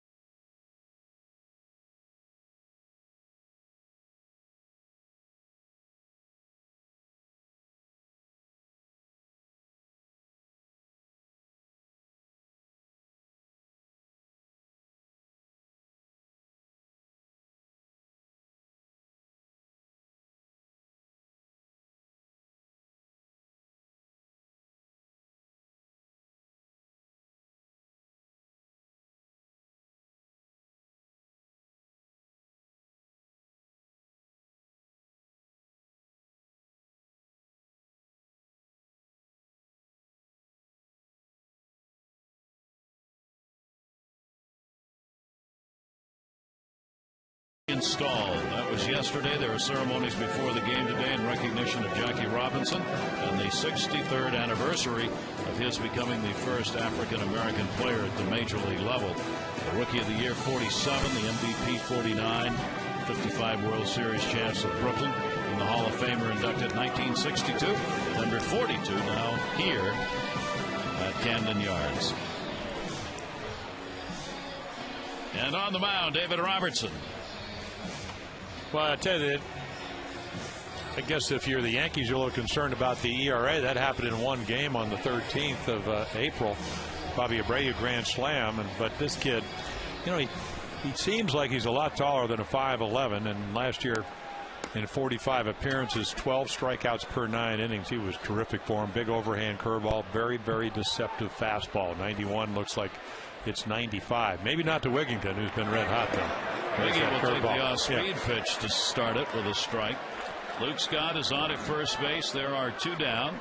Yankees have the 2-1 lead. The Orioles have not had a hit since the 2nd inning. So there's your scouting report. I mean, really good fastball hitter, Ty Wigington. Get him out with breaking balls. There's another one. First one was better than the second one. That sometimes can get you in trouble. I mean, it's the same thing with Boone Logan. They got the 3-2. Scouting report, don't throw Luke Scott a fastball, threw a slider, walked him, and in comes Robertson. So a chance here not only to get the tying run in, but you know, maybe if Wiggy with already 6 home runs gets a hold of one. 24-year-old out of Birmingham, Alabama. On the mound for the Yankees at 0-2 count. Scott very short lead at first. The Orioles down a run. Wigington foul tips, and it's been a tough inning for Jorge Posada. The 2nd time he's been caught with a foul ball. Well, imagine, I mean, you make the base running error, so now you come behind the plate. You still got to protect it. He gets hit twice in the mask in 1 inning. That one, I mean, dead center. Cervelli's over there going, might want to start walking around. 0-2 count on Ty Wigington. Wigington a single and is hit into a fielder's choice. He's got a 4-game hit streak going now. Comes in with a .333 average to this at bat. Oh, that one got him in the side. So the Orioles have a couple on. And how does Wigington run down there that fast? You can see the discuss right here. Robertson's trying to come in. Posada moves way in, and he misses by a foot right in the ribs. And Ty goes, I don't know what Ty goes, but he goes down to first. But I don't know what he said or what he was thinking. That's more than taking one for the club, wouldn't you say? The Orioles get a pretty good chance right here. Down 2-1. There are 2 away, but 2 on for Ryan Hughes, who has struck out and flied out. The Orioles rookie first baseman against the young David Robertson. And he will take that pitch down low for a ball. Scouting report from the Orioles organization on Hughes was good swing, loose hands, good extension, makes good contact. Ball has that big league sound when it comes off the bat. Runners off first and second. Here's the 1-0 delivery, and that had a big league sound. Gets there so fast, going to be a play. Here's one, and he muffed the throw. He buried it in Mother Earth, and the Orioles have tied it up. Scott scores. Hughes gets another RBI. Yeah, I think Wynn hurt himself. I tell you, that is some gutsy third base coaching by Juan Samuel. You hardly ever send anybody. Now, he doesn't have a great arm. You talked about it, and then I don't know if he couldn't catch the ball, didn't get centered in his hand, and then no possible way. When do you throw a grounder like that? Just couldn't get the grip on it. Tied up. So Hughes keeps doing what he has always done, and Juan Samuel, who knows each of these outfielders as to what they are doing in the current scouting reports, just kept them going, and along came Scott to score. Now here's Nolan Reimold, first and third, 2 down. Reimold will take it outside for a ball. So Hughes and Millwood are non-decisioned in this ball game. Juan Samuel should go into fortune telling. How do you predict the guy's not going to be able to grip the ball? I mean, it's the right play, because even you want to test his arm. I mean, it's like, Reimold has drawn a walk and hit into a fielder's choice. The Orioles 1 for 3 now for tonight. The Yankees 0 for 4 with runners in scoring position. Logan will be charged with that run that ties the game up. It was the batter he walked, Luke Scott. 1 ball, 1 strike count. Orioles getting these with 2 down. Reimold will take it for a strike, and it goes to 1-2. Orioles were hitting just 108 with runners in scoring position and 2 down. But those numbers overall and with 2 out improved in that Red Sox series. And they can keep improving. They've got to figure out how to somehow get a base hit. 1-2 in the dirt. Posada blocks it. Wigginton, the lead runner, and Hughes over at first. Yeah, I think the one thing we saw from Nolan Reimold, I mean, let's face it, the Achilles tendon surgery, slow start, 1 for 22, really got hot the end of spring training. Still bothered by the Achilles tendon, and you know, he said he felt pretty good up in Boston because he had 5 straight days off as DH. But it's still a struggle to get healthy. That's why he stays out of left field a lot. 2-2 down to third. That is a fair ball. That's going to score Wigginton. Hughes will have to stop at second base as Gardner gets it in. And the Orioles have a 3-2 lead on the Reimold RBI. Talked about Robertson's curveball, and when you throw a curveball, it's harder to spot. So it's a good one. It's down, but the routine ground ball is right over the bag. Alex Rodriguez playing percentage baseball. He's off the corner. Great shot right here. Great angle. Routine ground ball, except nobody's playing there. You can see Alex trying to knock it down, and he can't get to it. Dave Island coming out to have a talk with Dave Robertson. So here is the underbelly of the Yankees for the moment. That is the middle relief between Starter and Mariano Rivera. And the Orioles got there by forcing Phil Hughes, well, Phil Hughes threw a lot of pitches. A lot of that had to do with him being off tonight, and even though he gave up only 2 singles. Yeah, and then you get back to the Boone Logan not coming in, you know, try to throw a 3-2 breaking ball after getting behind Luke Scott. Reimold's going to go out for Lou Montanez. Going to come in and pinch run. Montanez takes over at first base for Reimold. Hughes is at second. Is Torres, a bases loaded walk RBI, and he's grounded out. 2 down, and the pitch is taken down low. So after there were 2 away, the Orioles had a walk, a hit batter, and 2 singles. Now you could see the walk because Logan got behind Scott, but 0-2, trying to come in on a fastball, hit Wigginton, and then Hughes got the base hit the top. And then of course you throw the non-throw by Randy Wynn, couldn't get a grasp on it. That is taken inside, maybe a little low as well. As Torres, he gets the RBI opportunity. Well, again, the time of the game when you're in the 6th inning, when you need 9 outs now that you have the lead, you need to get as many as you can. We saw that up in Boston. Robertson's delivery as Torres looks it, and it's in there.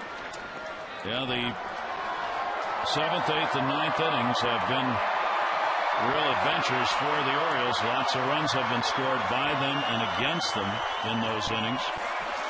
Well, there can never be enough in the way of runs going late into a game. 2-1 delivery on the way as Torres fights it back. 2 balls, 2 strikes.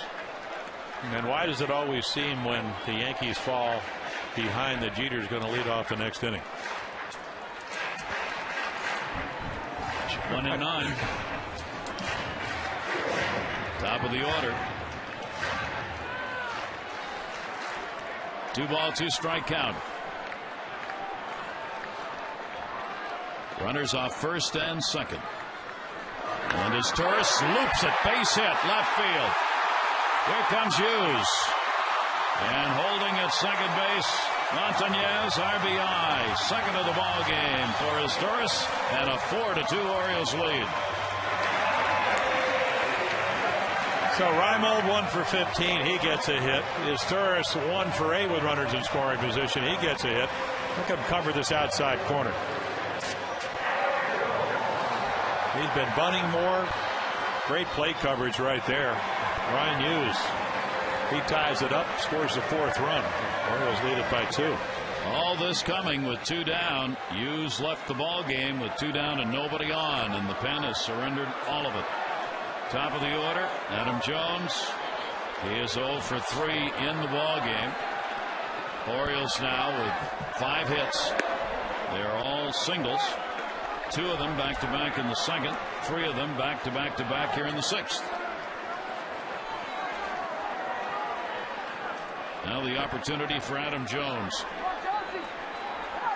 Only 1 for 11 with runners in scoring position. And a 1-ball, 1-strike count. Make it 1 for 12 because he had that earlier chance in this game. Aceves in the pen for the Yankees. Logan charged with a run and a walk and no part of an inning pitched. Here's the 1-1 delivery. Jones taps it foul. 1-2. The Orioles from the 7th inning on in ball games this year have been outscored 36-18. That's why all of these runs, whenever the Orioles have a chance, are so important. Well, yeah, we talked about it. What a combination of not hitting with runners in scoring positions, so you don't add on, and then the fact that the bullpen, as you mentioned, they had 5 guys with ERAs over 5 runs a game, and even more scattered about are the bullpen members coming into this game with no closer and no setup man named. 2-ball, 2-strike count on Jones. For right now, though, it's about the offense. 2 base runners. Montanez is Torres. Robertson with the 2-2 delivery. Jones went. He's gone. Slams the bat down in disgust. Mad at himself and nobody else. Inning over, the Orioles will pick up 3 runs. They leave 2 on, and the O's have a 4-2 lead.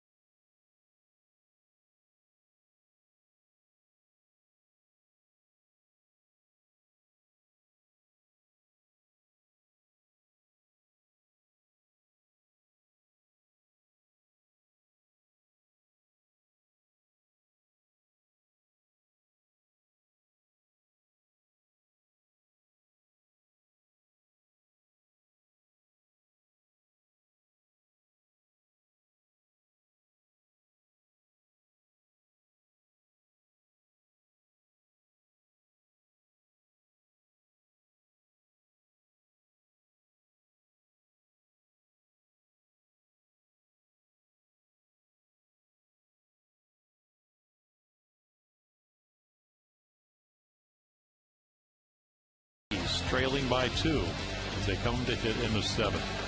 Castillo, the left-hander, will stay on. Lou Montanez will stay in the ball game in left field for Reimold. And here we go.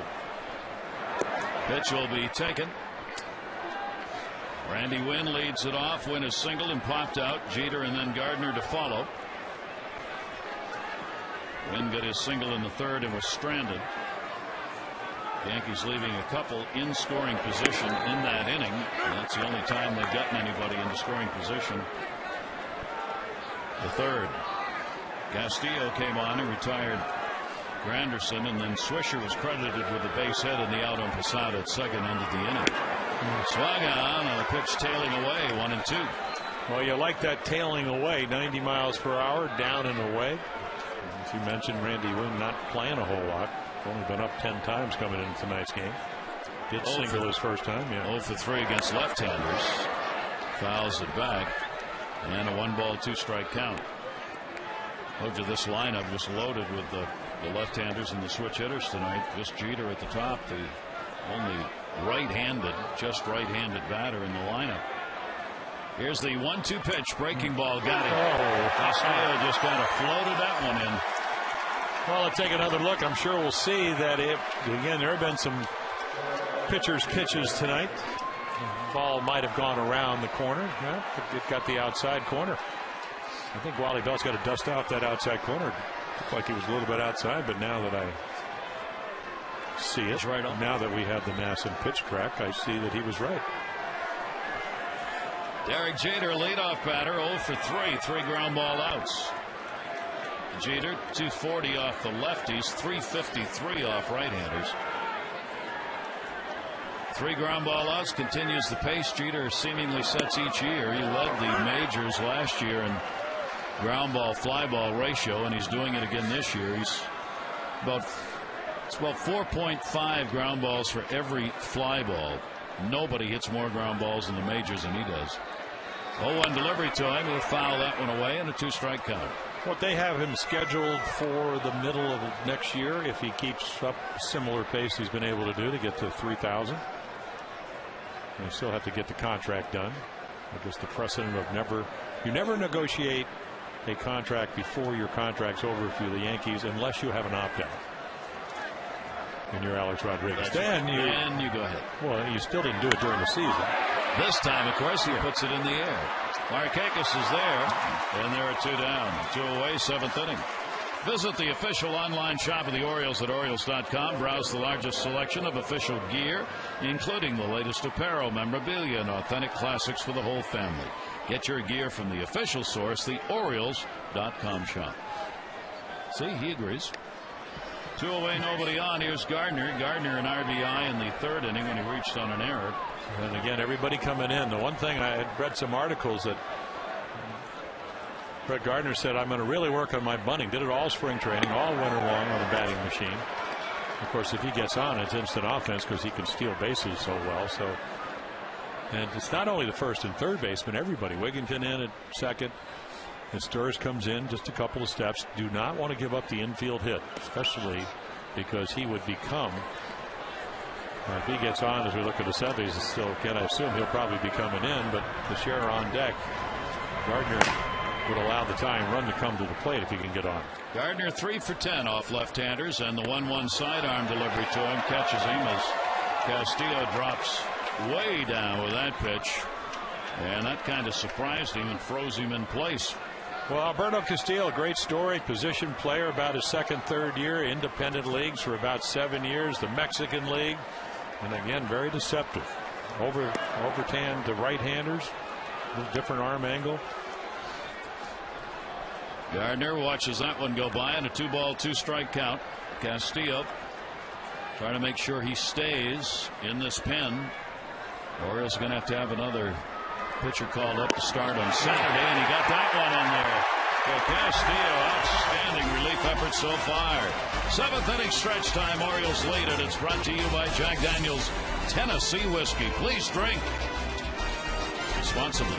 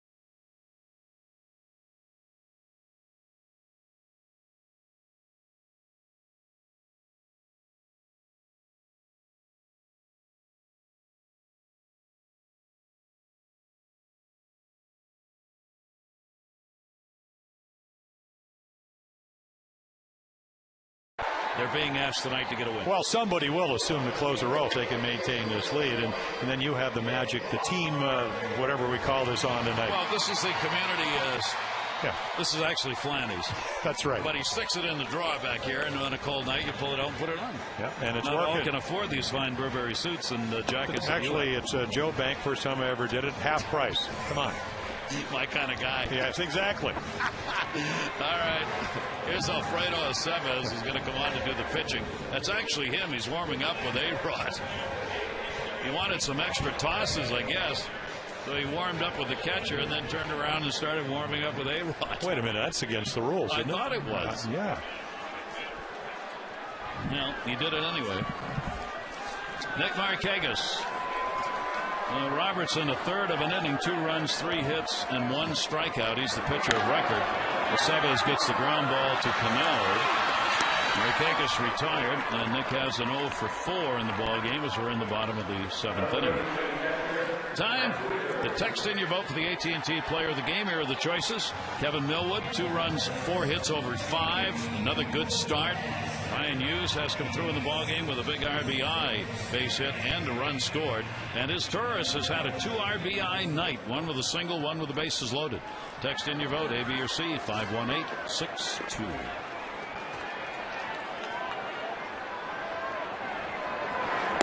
And the breaking ball will miss inside.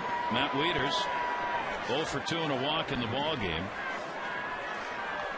Aceves, right-hander, 4th pitcher used by the Yankees, and he'll fall behind 2-0 on Wieters. Yeah, he really had a terrific year for him last year. Comes out of Mexico, played in the Mexican League. 10-1. 10-1 on a team that the year before had all kinds of injuries, with 89 to 103 wins, and he was a big part of it. Great changeup, and tries to cut everything. You know, not overpowering. 89, 91. We saw him in spring training, but bothered by a bad back. But apparently that's better. Not off to the kind of start he had last year, though. Aceves, 250 left-handers, 200 right-handers against him so far. Limited at-bats, of course. That pitch is going to be taken inside, and the count goes to 3-1. Orioles trying to take advantage of walks and hit batters in this ball game. 1 walk was an RBI, bases loaded. Scott walked and scored. Wigginton hit by a pitch and scored. They've been an opportunistic offense tonight, the O's have. And that's going to be outside, and Wieters is on with his 2nd walk of the ball game. Jim Johnson in the bullpen. That could be in a closer's role or a setup man. We're not sure. Well, you know, if you go back to, let's see, the 2nd win of the year, which was out in Oakland, he pitched both the 8th and 9th. But he did throw a lot of pitches on Sunday. Pitch count over 30 for Jim. So maybe just throw him out there for the 8th. If he does well, let him start the 9th. All right, here's Tejada, runner on at first base. And Tejada takes the fastball for a strike. He has flied out 3 times, twice to center and once to left field. Aceves working against him for the first time. Wieters on at first base, 1 down. Miggy hitting at 270. Outfield deep on him. Here's the 0-1. Another fly ball, right center field. Win. 2 down. So 4 fly ball outs for Tejada in the ball game. And with 2 away, Luke Scott coming up. Well, you like this matchup only because they're not. Marte is not up in their bullpen. And you just hope that maybe you can get another long ball here. Luke 0 for 3 off him in the few times he's faced him. Well, he's got the changeup, and that's how. You know, Luke would rather hit a fastball. Doesn't mean he can't hit a changeup or a curveball, but they try to change speeds, try to get him out on the front foot. Scott has had a big part in the ball game. He singled in the 2nd, scored. In the 6th inning, he drew the 2-out walk off Boone Logan and would score the first of 3 runs that crossed in the 6th, and the Orioles get the lead.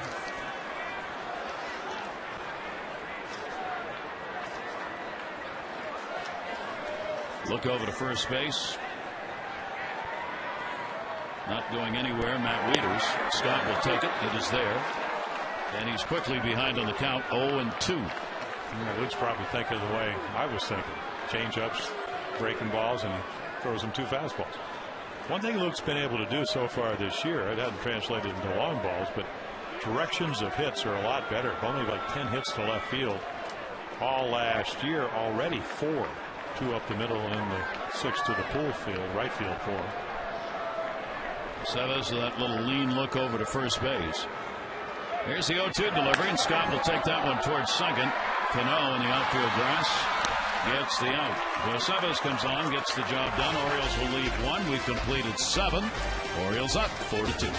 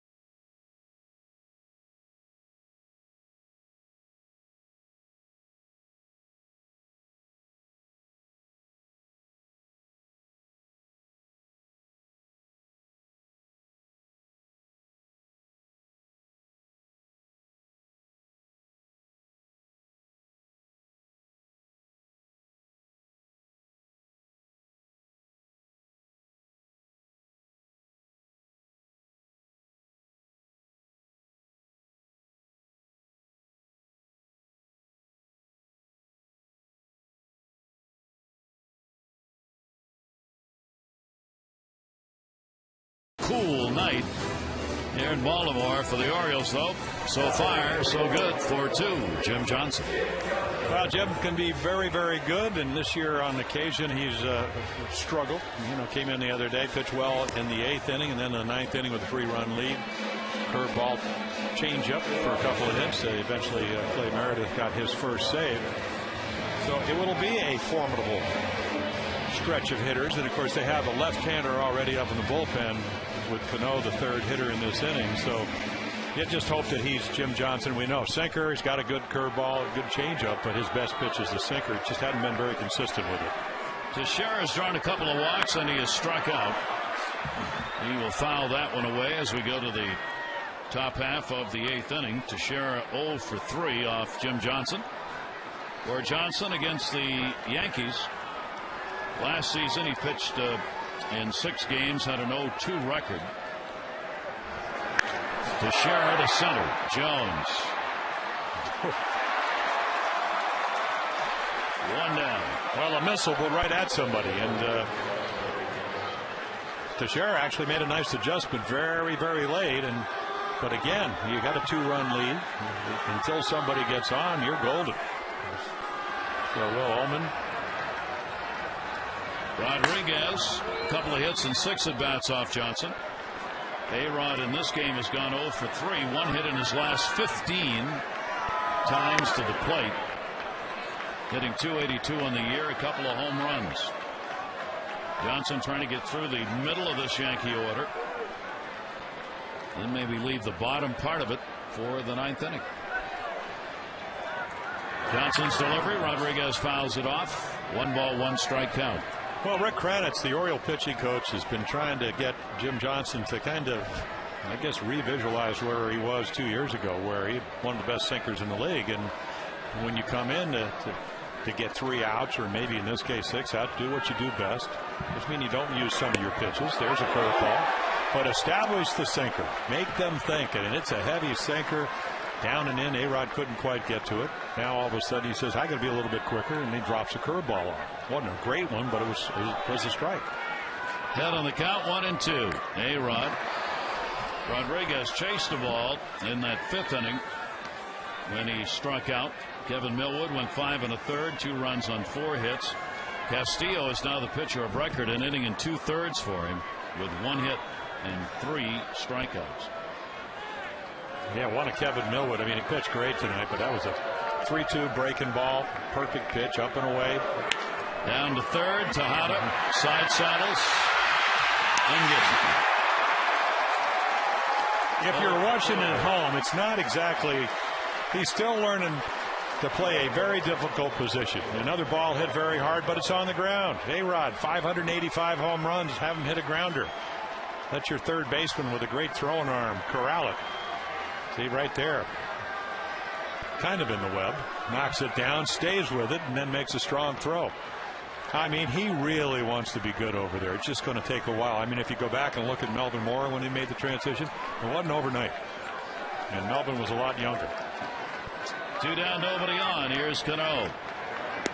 And he will take it first strike. Cano has had a couple of singles, 2 for 3. Now has a 6-game hit streak. He is batting .380 on the year, 4th best average in the league, and 2nd in runs. And takes that pitch inside. Now Johnson trying to get the 1-2-3 inning out of the way right here against the meat of this Yankee lineup. Cano 4 for 8 lifetime off Johnson. 1-1. And they make it 5 out of 9. Montanez will play it in. 3-hit ball game for Cano. Well, do you want to just give him the batting title now? No. No? Okay, we're going to let him have to go all the way till October? All the way. Okay. It's going to be, I agree with you, he's going to be there, but no, I'm just pretty good bats in the American League. Oh, I know, but he can hit. Yep. And this year he seems to be more prepared than ever. Here's Jorge Posada. He's delivered a home run in the 4th, his 5th of the year. Hit into a fielder's choice and has drawn a walk. He represents the potential tying run in the ball game now. Breaking ball into it. Yankees have out hit the Orioles 7-5, but trail 4-2. Posada with a homer. Gardner with the RBI when he reached on an error. The 2 runs for the Yankees. Again, 0-2. Yeah, I think that was a changeup. Most guys would die to have an 88-mile-per-hour changeup. But the difference, because he's been up to 95 today, and you can see Posada just completely give up on it.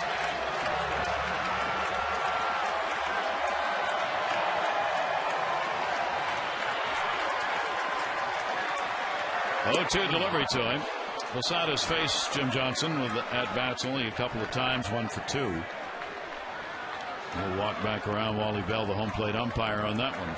Well, that's really what you want to do to unsettle a hitter. You just kind of make him dance a little bit without hitting him.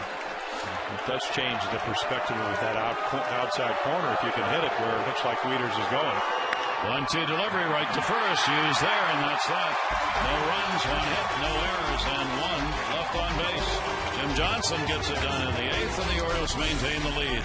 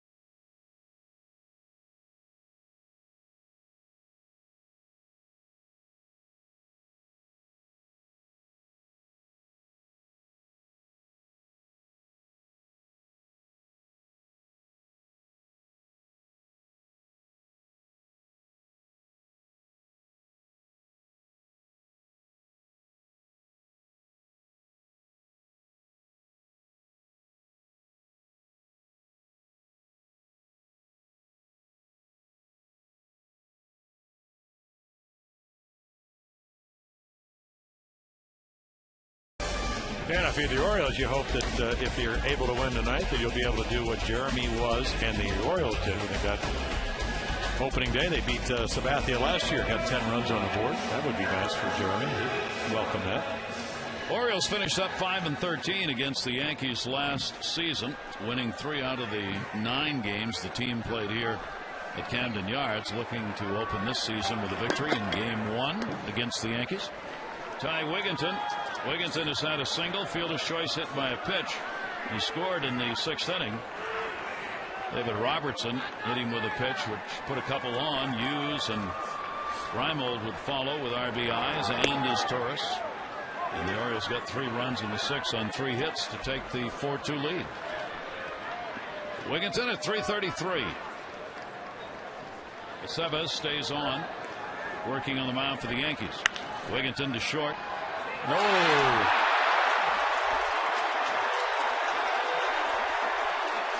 And Jeter didn't get it. I mean, he's ready. Just watch this ball come up. Well, great angle right here. Watch him getting ready. Ball's coming to him, waiting for it. It just comes up a little bit. I mean, not a horrendous bounce. It just comes off the heel of his glove. It's a ball that obviously he normally catches. Gold Glover last year. Julio Lugo will come on to run for Wigginton. And the leadoff man on for the Orioles. It'll be an error charge. But Wigginton finds a way to get on again. He's been on with a single, a fielder's choice, hit by a pitch, and reached on an error. He's surrounding all the ways you can get on base. See if Hughes is asked to bunt. No, fouls that one off. Yeah, he's going to have to learn Alfredo Aceves because right there, cutter. The one thing I like about him, and they were talking about it on the bench today, when his first at bat in the big leagues off John Lackey, who pretty good pitcher and runner on first base, sinker down and in, and boom, did exactly what a good left-handed hitter tries to do with a runner on. He'll try to do it again here. Just hit it into right field. Nobody, especially with Lugo, doesn't steal a lot, but he's capable of stealing, so they're going to hold him on. Big hole over there. 1 for 3. Hughes trying to go 2 RBIs in each of his first 3 ball games in the major leagues. Orioles up 4-2. 0-1 count on Hughes. We're in the bottom half of the 8th. Lugo, not a big lead. Moves it out a little now. And Hughes rips that one right back into the screen. And the count stays at 2 strikes. Orioles in their first homestand when they went 0 for 6. Hit only .226 and had only 2.7 runs per game in those 6 ball games. They got out homered 11-6. They've come back here to open up the second homestand so far with the 4 runs on 5 hits. Here's the 0-2 delivery. And he's gone on the inside corner.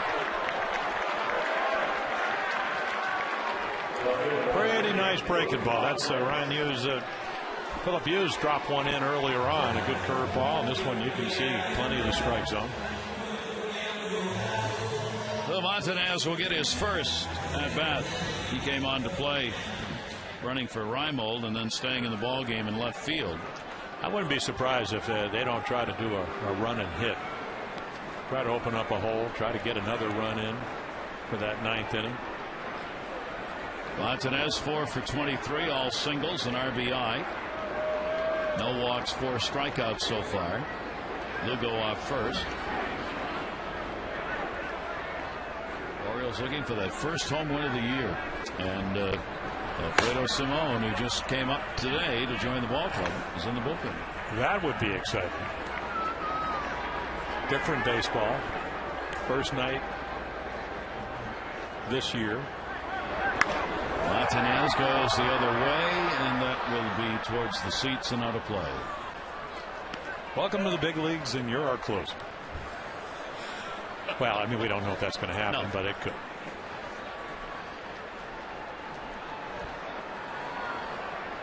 Montanez checking at third here. That's so exciting. I almost want this. I don't want it to end, but you almost want this inning to end in a hurry so we can see who's actually, if he's going to come out of the bullpen. We'll find out sooner than later, I believe. Lugo back in at first base.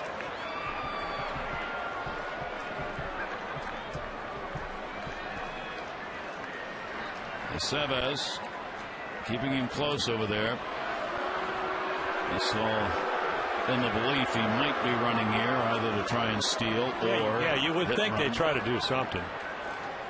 And of course, he's been around. He was a starter. We talked about pitching in the Mexican League, and in fact, he was a starting pitcher until they brought him to the big leagues last year. And then he was 10-1, and there we go, a little pitch out. Nobody going. Lugo jumped off over there, but didn't go anywhere. There's Joe Girardi looking on, former catcher. 1 ball, 1 strike count. Montañez going to go. Here's the chance, or if you're going to have the run and hit and run. There he goes. Montañez trying to inside out it, pops it up right field. Wynn puts it away. Lugo gets back, and there are 2 down. And Joe Girardi, I mean, that's why he's throwing over. Sevy's probably getting the signs, as you mentioned earlier, either from Joe or Tony Pena. You just know that the Orioles are going to try with speed at first and a young hitter and try to start the runner. Hope that he hits a ball on the ground. He couldn't do it. And try to get a runner into scoring position. Maybe get him all the way to third base. So as Torres will stand in against Aceves with 2 outs. And Lugo on at first base. Productive ball game for the number 9 hitter for the Orioles, and fouls it off. RBI, bases loaded, walk, 2nd inning. RBI single, 6th inning. And now looking to keep the inning alive here in the bottom half of the 8th with 2 down. I think he's going to have a good year. Cesar is working on his bunting. Much better hitter than I think he indicated last year. Of course, he did miss the month with the appendectomy. Certainly disturbs your training and your approach to the game. Torres will take that one down and away. His first multi-RBI game of the season. And now he's looking for a multi-hit game. He's had 3 2-hit ball games so far this year. Lugo edging off. There he goes. 1-1 taken, straight steal way into center field. Posada gunned that one all the way to Granderson. It'll be a stolen base and an error. Over to third goes Lugo. Yeah, really got underneath it. Smart baseball by the Orioles. You'd see if Jorge, he did have shoulder surgery last year, but threw the ball well. Been watching him throw down between innings, but again, trying to hurry, just gets under it, sails in there. The error charged to the catcher, allowing Lugo to move up. It's his first stolen base of the year, and now a potential big run. A-Rod asking for timeout at third. Yeah, and he's going to come in now because the scouting report will tell you that Cesar Torres will bunt. 2-1 count, 2 down. Did it in Seattle, did it in Boston. This time fouls it back into the screen, and the count goes to 2-2. Yeah, I talked to him when they were in Seattle. I said, do you realize how hard it is to defend a hitter like you when you have to play in at least till 2 strikes? It just brings a more difficulty to trying to get you out. Backing up now, A-Rod with a 2-strike count, 2-2. Lugo off third, and the 2-2 delivery, and that's inside, full count. The Stars came into the ball game only 1 RBI, so he's doubled that here with the 2 in this game, and has a chance for a third. Posada now has thrown out only 3 of 16 on the year.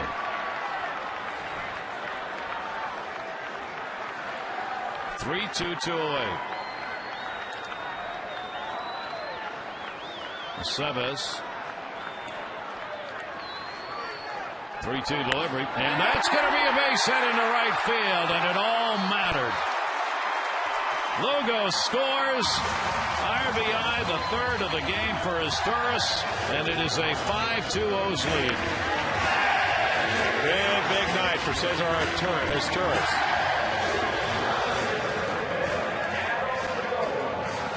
Again, of course, Lugo, they pinch run. He steals second, goes to third base on the throw by Posada into center field, and then the base hit. Boy, the Orioles doing something they weren't doing over the last couple of weeks, getting the big hit, getting the clutch hit. So another 2-out base hit. Top of the order, Jones. Adams had a long night. He's had an 0 for 4, a couple of fly ball outs, strikeout, and hit into a double play. Well, he is really around the ball. He's got to wait for the ball. He's got to think middle of the field and really cut down on his swing. I think we saw that the second half last year when he got to 19 home runs early on, and then that's what he thinks. I mean, just start hitting the ball more like that, stay inside it, even just got to wait a little longer. I mean, right now, just swinging at the thrown ball, and the league's going to know that, and the good pitchers will get him out. He'll still get his pitches.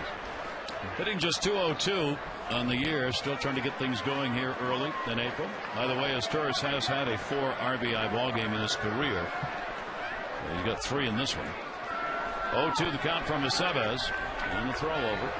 And the good thing about struggling, not hitting the way you want early on in the year, is that you can erase it. You know, when you're a pitcher, you get those losses. Well, you want to go and get the eraser out. It just doesn't work that way. But you can turn it around in a hurry as a hitter. 0-2 the count on Jones. Boston's beaten Toronto 2-1. Tampa Bay beat Oakland 8-6. Runner going. Jones, ground ball third. That is a fair ball. That's going to be a base hit. Goes into foul territory. Source with a big jump held up into second base. Jones gets the 2-bagger and keeps the inning alive. So we saw the aggressive base calling by the third base coach Juan Samuel when he sends the runner early on, and then right here, there's your curveball. Posada goes to catch it. A-Rod can't get the glove on it, but the scouting reports, he's running like he can score. But Juan Samuel with Markakis coming up just puts the brakes on. Wise decision. Gardner hits the cutoff man. I don't think he would have made it. Not worth the gamble.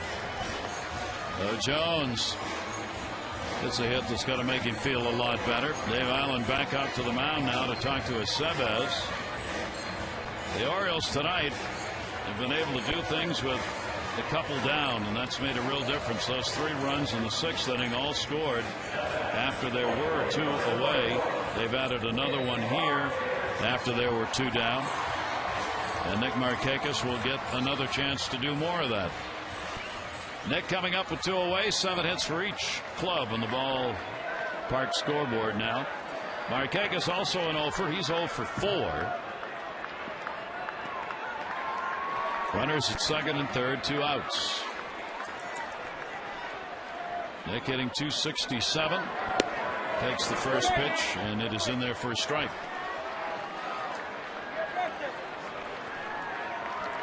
Nick only 107 with runners in scoring position coming into the ball game.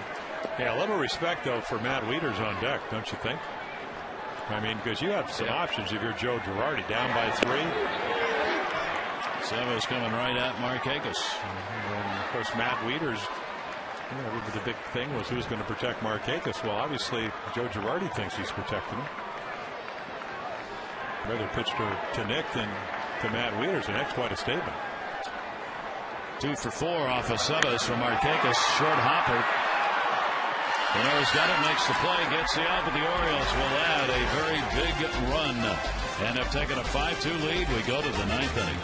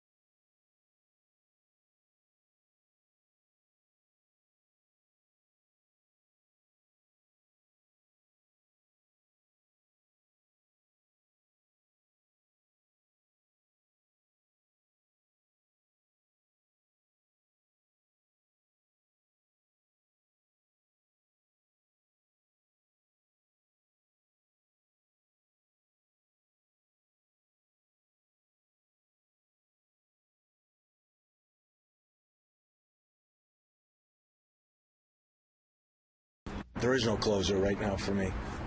Who wants it? Somebody take it. There is no setup guy. Who wants it? Nobody take it. Dave Tremblay before the ball game today, he wasn't kidding.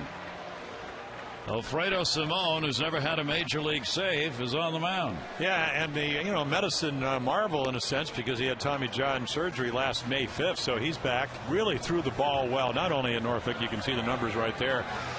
I saw him in spring training, and we were talking about it in the press room, Mike Flanagan and a bunch of guys, and he's got a great arm. Alan Dunn, the bullpen coach, said nobody the ball coming out of their hand any better in spring training, but sometimes he would use all his pitches when he didn't need to. So he went down. He was a starter early on, out of the bullpen, and a chance to close as Lugo will come in to play second base.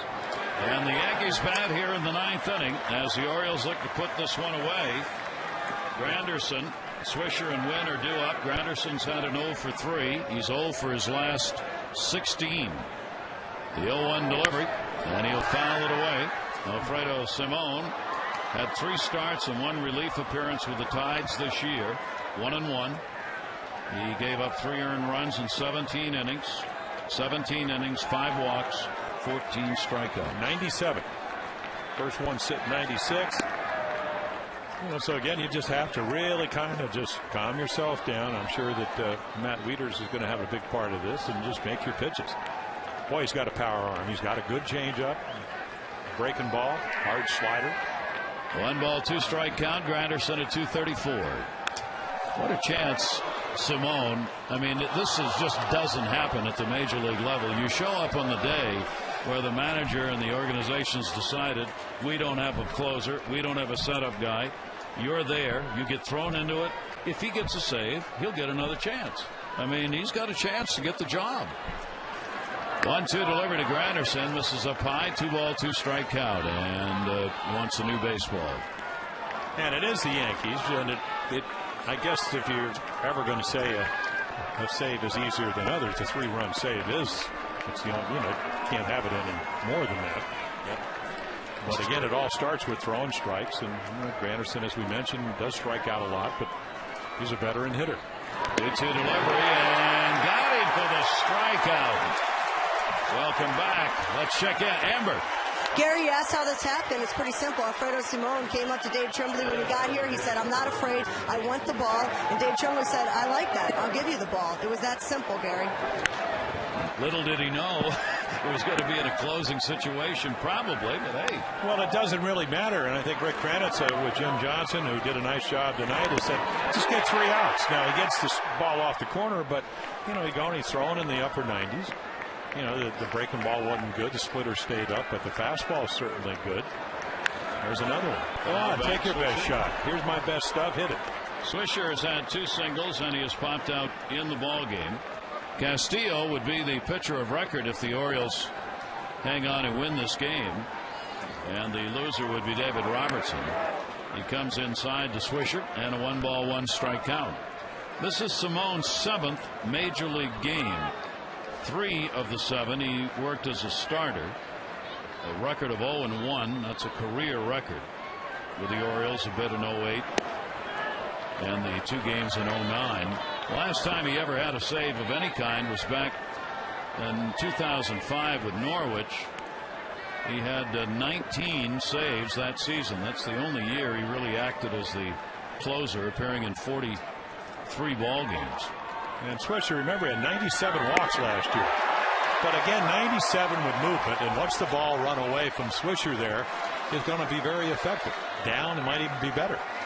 And then he's going to get more comfortable in the splitter. He can throw it underneath the strike zone, and you got a very workable situation. He made the club as a starter last year before the Tommy John, the elbow injury. 28 years old out of the Dominican Republic. Here's the 2-2 delivery. Swisher will foul it away. Let's update you on our AT&T voting for the player of the game. Still time for you to vote. Text in your vote A, B, or C for Millwood. Ryan Hughes, who had the RBI in the ball game, and his Torres, who's had a very big game with 3 RBIs. 51862 results on the O's Extra post-game show. 2 ball, 2 strike count on Swisher. Simone's delivery up the middle, and that's going to be a base hit. So a 3-hit ball game for Swisher. as a designated hitter. Nick Johnson is going to come to the plate as a pinch hitter for Randy Wynn. Yeah, and this is a situation where a veteran catcher, I think Matt's got to come out there and say, now this guy's, I don't know if he knows this, I assume he knows that he's a very, very disciplined hitter. 18 walks, let's throw strikes, because Nick Johnson, you know, he can help this ball club without getting hits. That's what he's done all year. And he hasn't hit. He and Teixeira, as we showed you, have the 2 worst averages in the majors for regular everyday players. Teixeira came in hitting 119, Johnson 135, the second lowest. But he's still drawn his walks. So a runner on at first with 1 down. We're in the 9th inning. And Swisher will have the first baseman used behind him with the left-hander up. Johnson will take it up high for a ball. Because I don't know if Alfredo has any idea who Nick Johnson is. But this guy is not, I mean, he's up there when you're down by 3 and you have the ability, you know, to usually get on base in the course of a year over 40% of the time, which is right up there with the league leaders. You're up there to take a walk until he throws you strikes. Then you'll start hitting. He's got 18 walks and 18 strikeouts on the season. Swisher does, or rather Johnson does. 1 home run, 5 RBIs. And, you know, you talk to him, you say, well, you've always been this way? Did you walk in Little League? He said, no, I hit in Little League. But he said, I recognize balls and strikes, and I don't mind hitting deep in the count. That's going to miss, and the count will go to 2-1. And he almost wills the umpires into not calling pitches that have been called on occasion. It hasn't been a consistent strike, but that pitch, of course, it's getting up there at 97 miles per hour, so Wally Bell doesn't have as much time to put the arm up. Top of the order, Jeter, of course, waiting on deck. They should rather not go. Here's the 2-1 delivery, and that's up high, and the count goes to 3-1. Simone falls behind, 3-1, 1 down. And he'll be taking a pitch, and there goes Wieters to have a word now to the mound. There's Jeter. Dave Tremblay hoping can get a save here. Well, guys in the bullpen are stretching. Nobody's up, but they're stretching their legs and moving a little bit.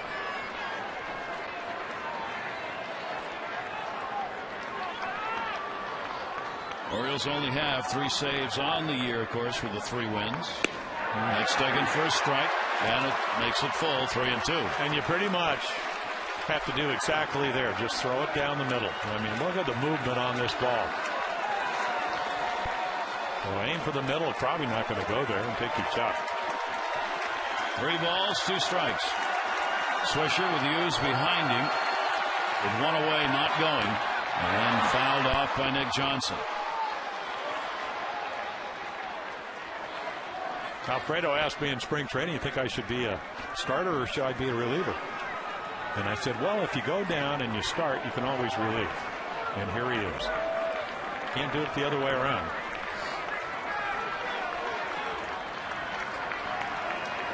And I think he envisioned himself as being a starting pitcher with AAA and eventually coming back and doing that at the major league level. 3-2 the count. Runner not going. Johnson, check swing. Did he go? No, it's a walk. So after striking out Granderson, Swisher singles. Johnson draws the walk, and now it's the top of the order. That brings the potential tying run to the plate in the person of Derek Jeter. Romero Pena will be the pinch runner at first base for Johnson. And it gets a little dicey. Rick Kranitz out to talk with Simone. Jeter's had an 0 for 4 in the ball game, 3 ground ball outs and a fly ball out. Well, the guy at the plate, Derek Jeter, is your tying run. Pena loosening up.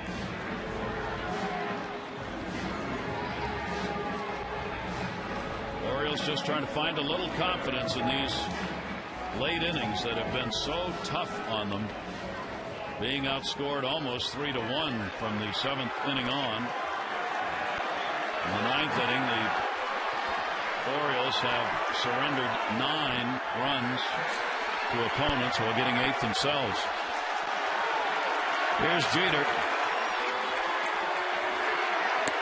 And a strike on the inside corner. 1 down.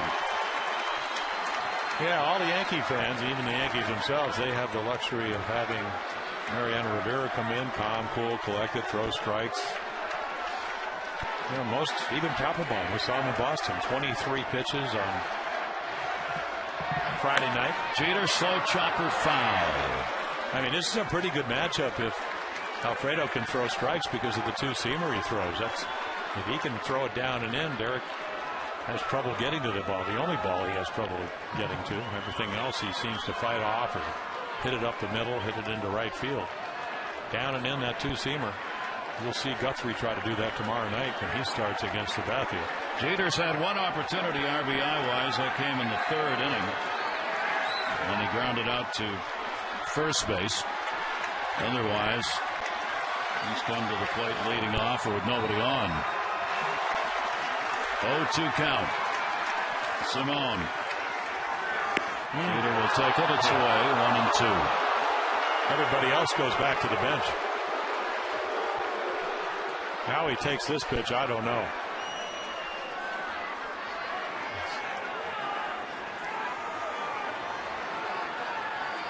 Swisher, the lead runner. Pena, the pinch runner at first. 1-2 delivery. Jeter fights that one off. Yeah, that's the pitch I'm talking about. That tough pitch to get to. 96, 97, great late movement. He really hasn't thrown a quality splitter or slider yet.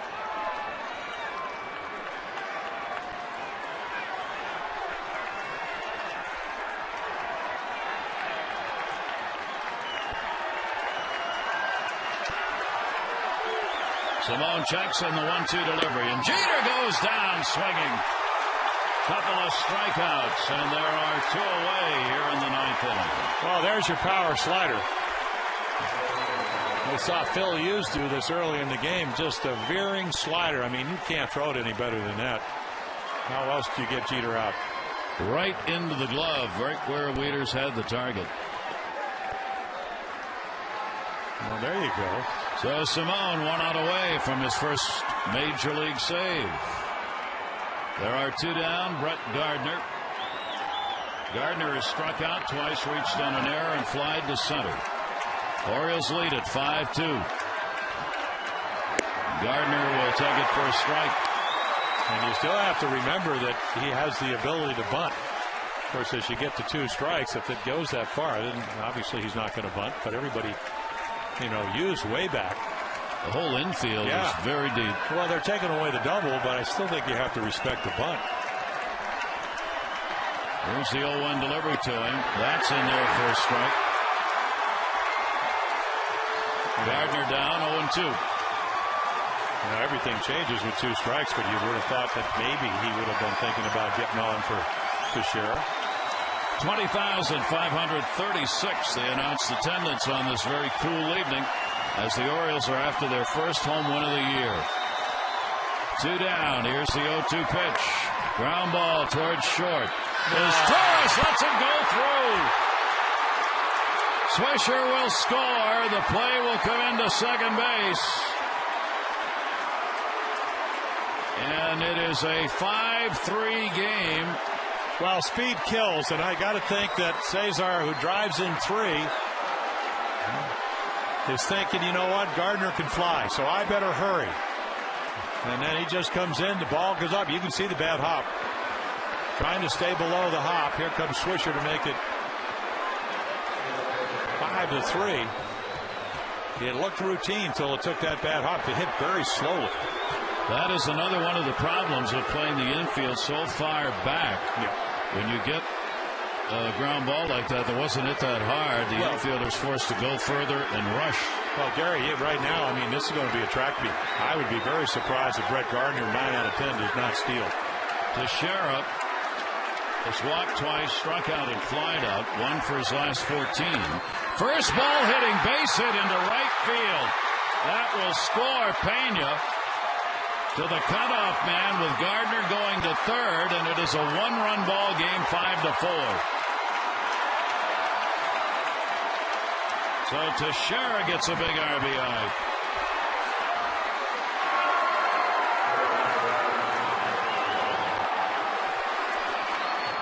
This coming with 2 down.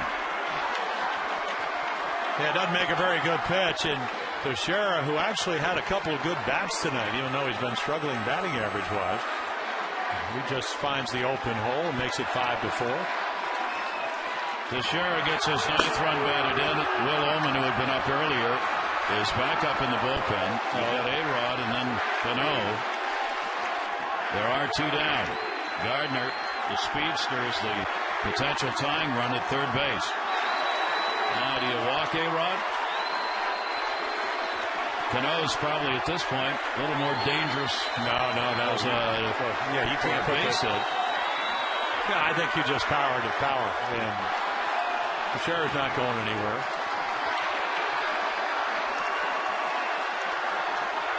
A-Rod dropped a bunt down here. 2 away. And up the middle. Play at second. And they get the out, and this one's in the book for the O's. As they come away with a 5-4 win against the Yankees. Simone gets his first major league save. And as with all things Orioles so far in 2010, it don't come easy. The quick flip Lugo and his Taurus finding it 1 step ahead of the runner. There's your final. The Orioles beat the Yankees 5-4.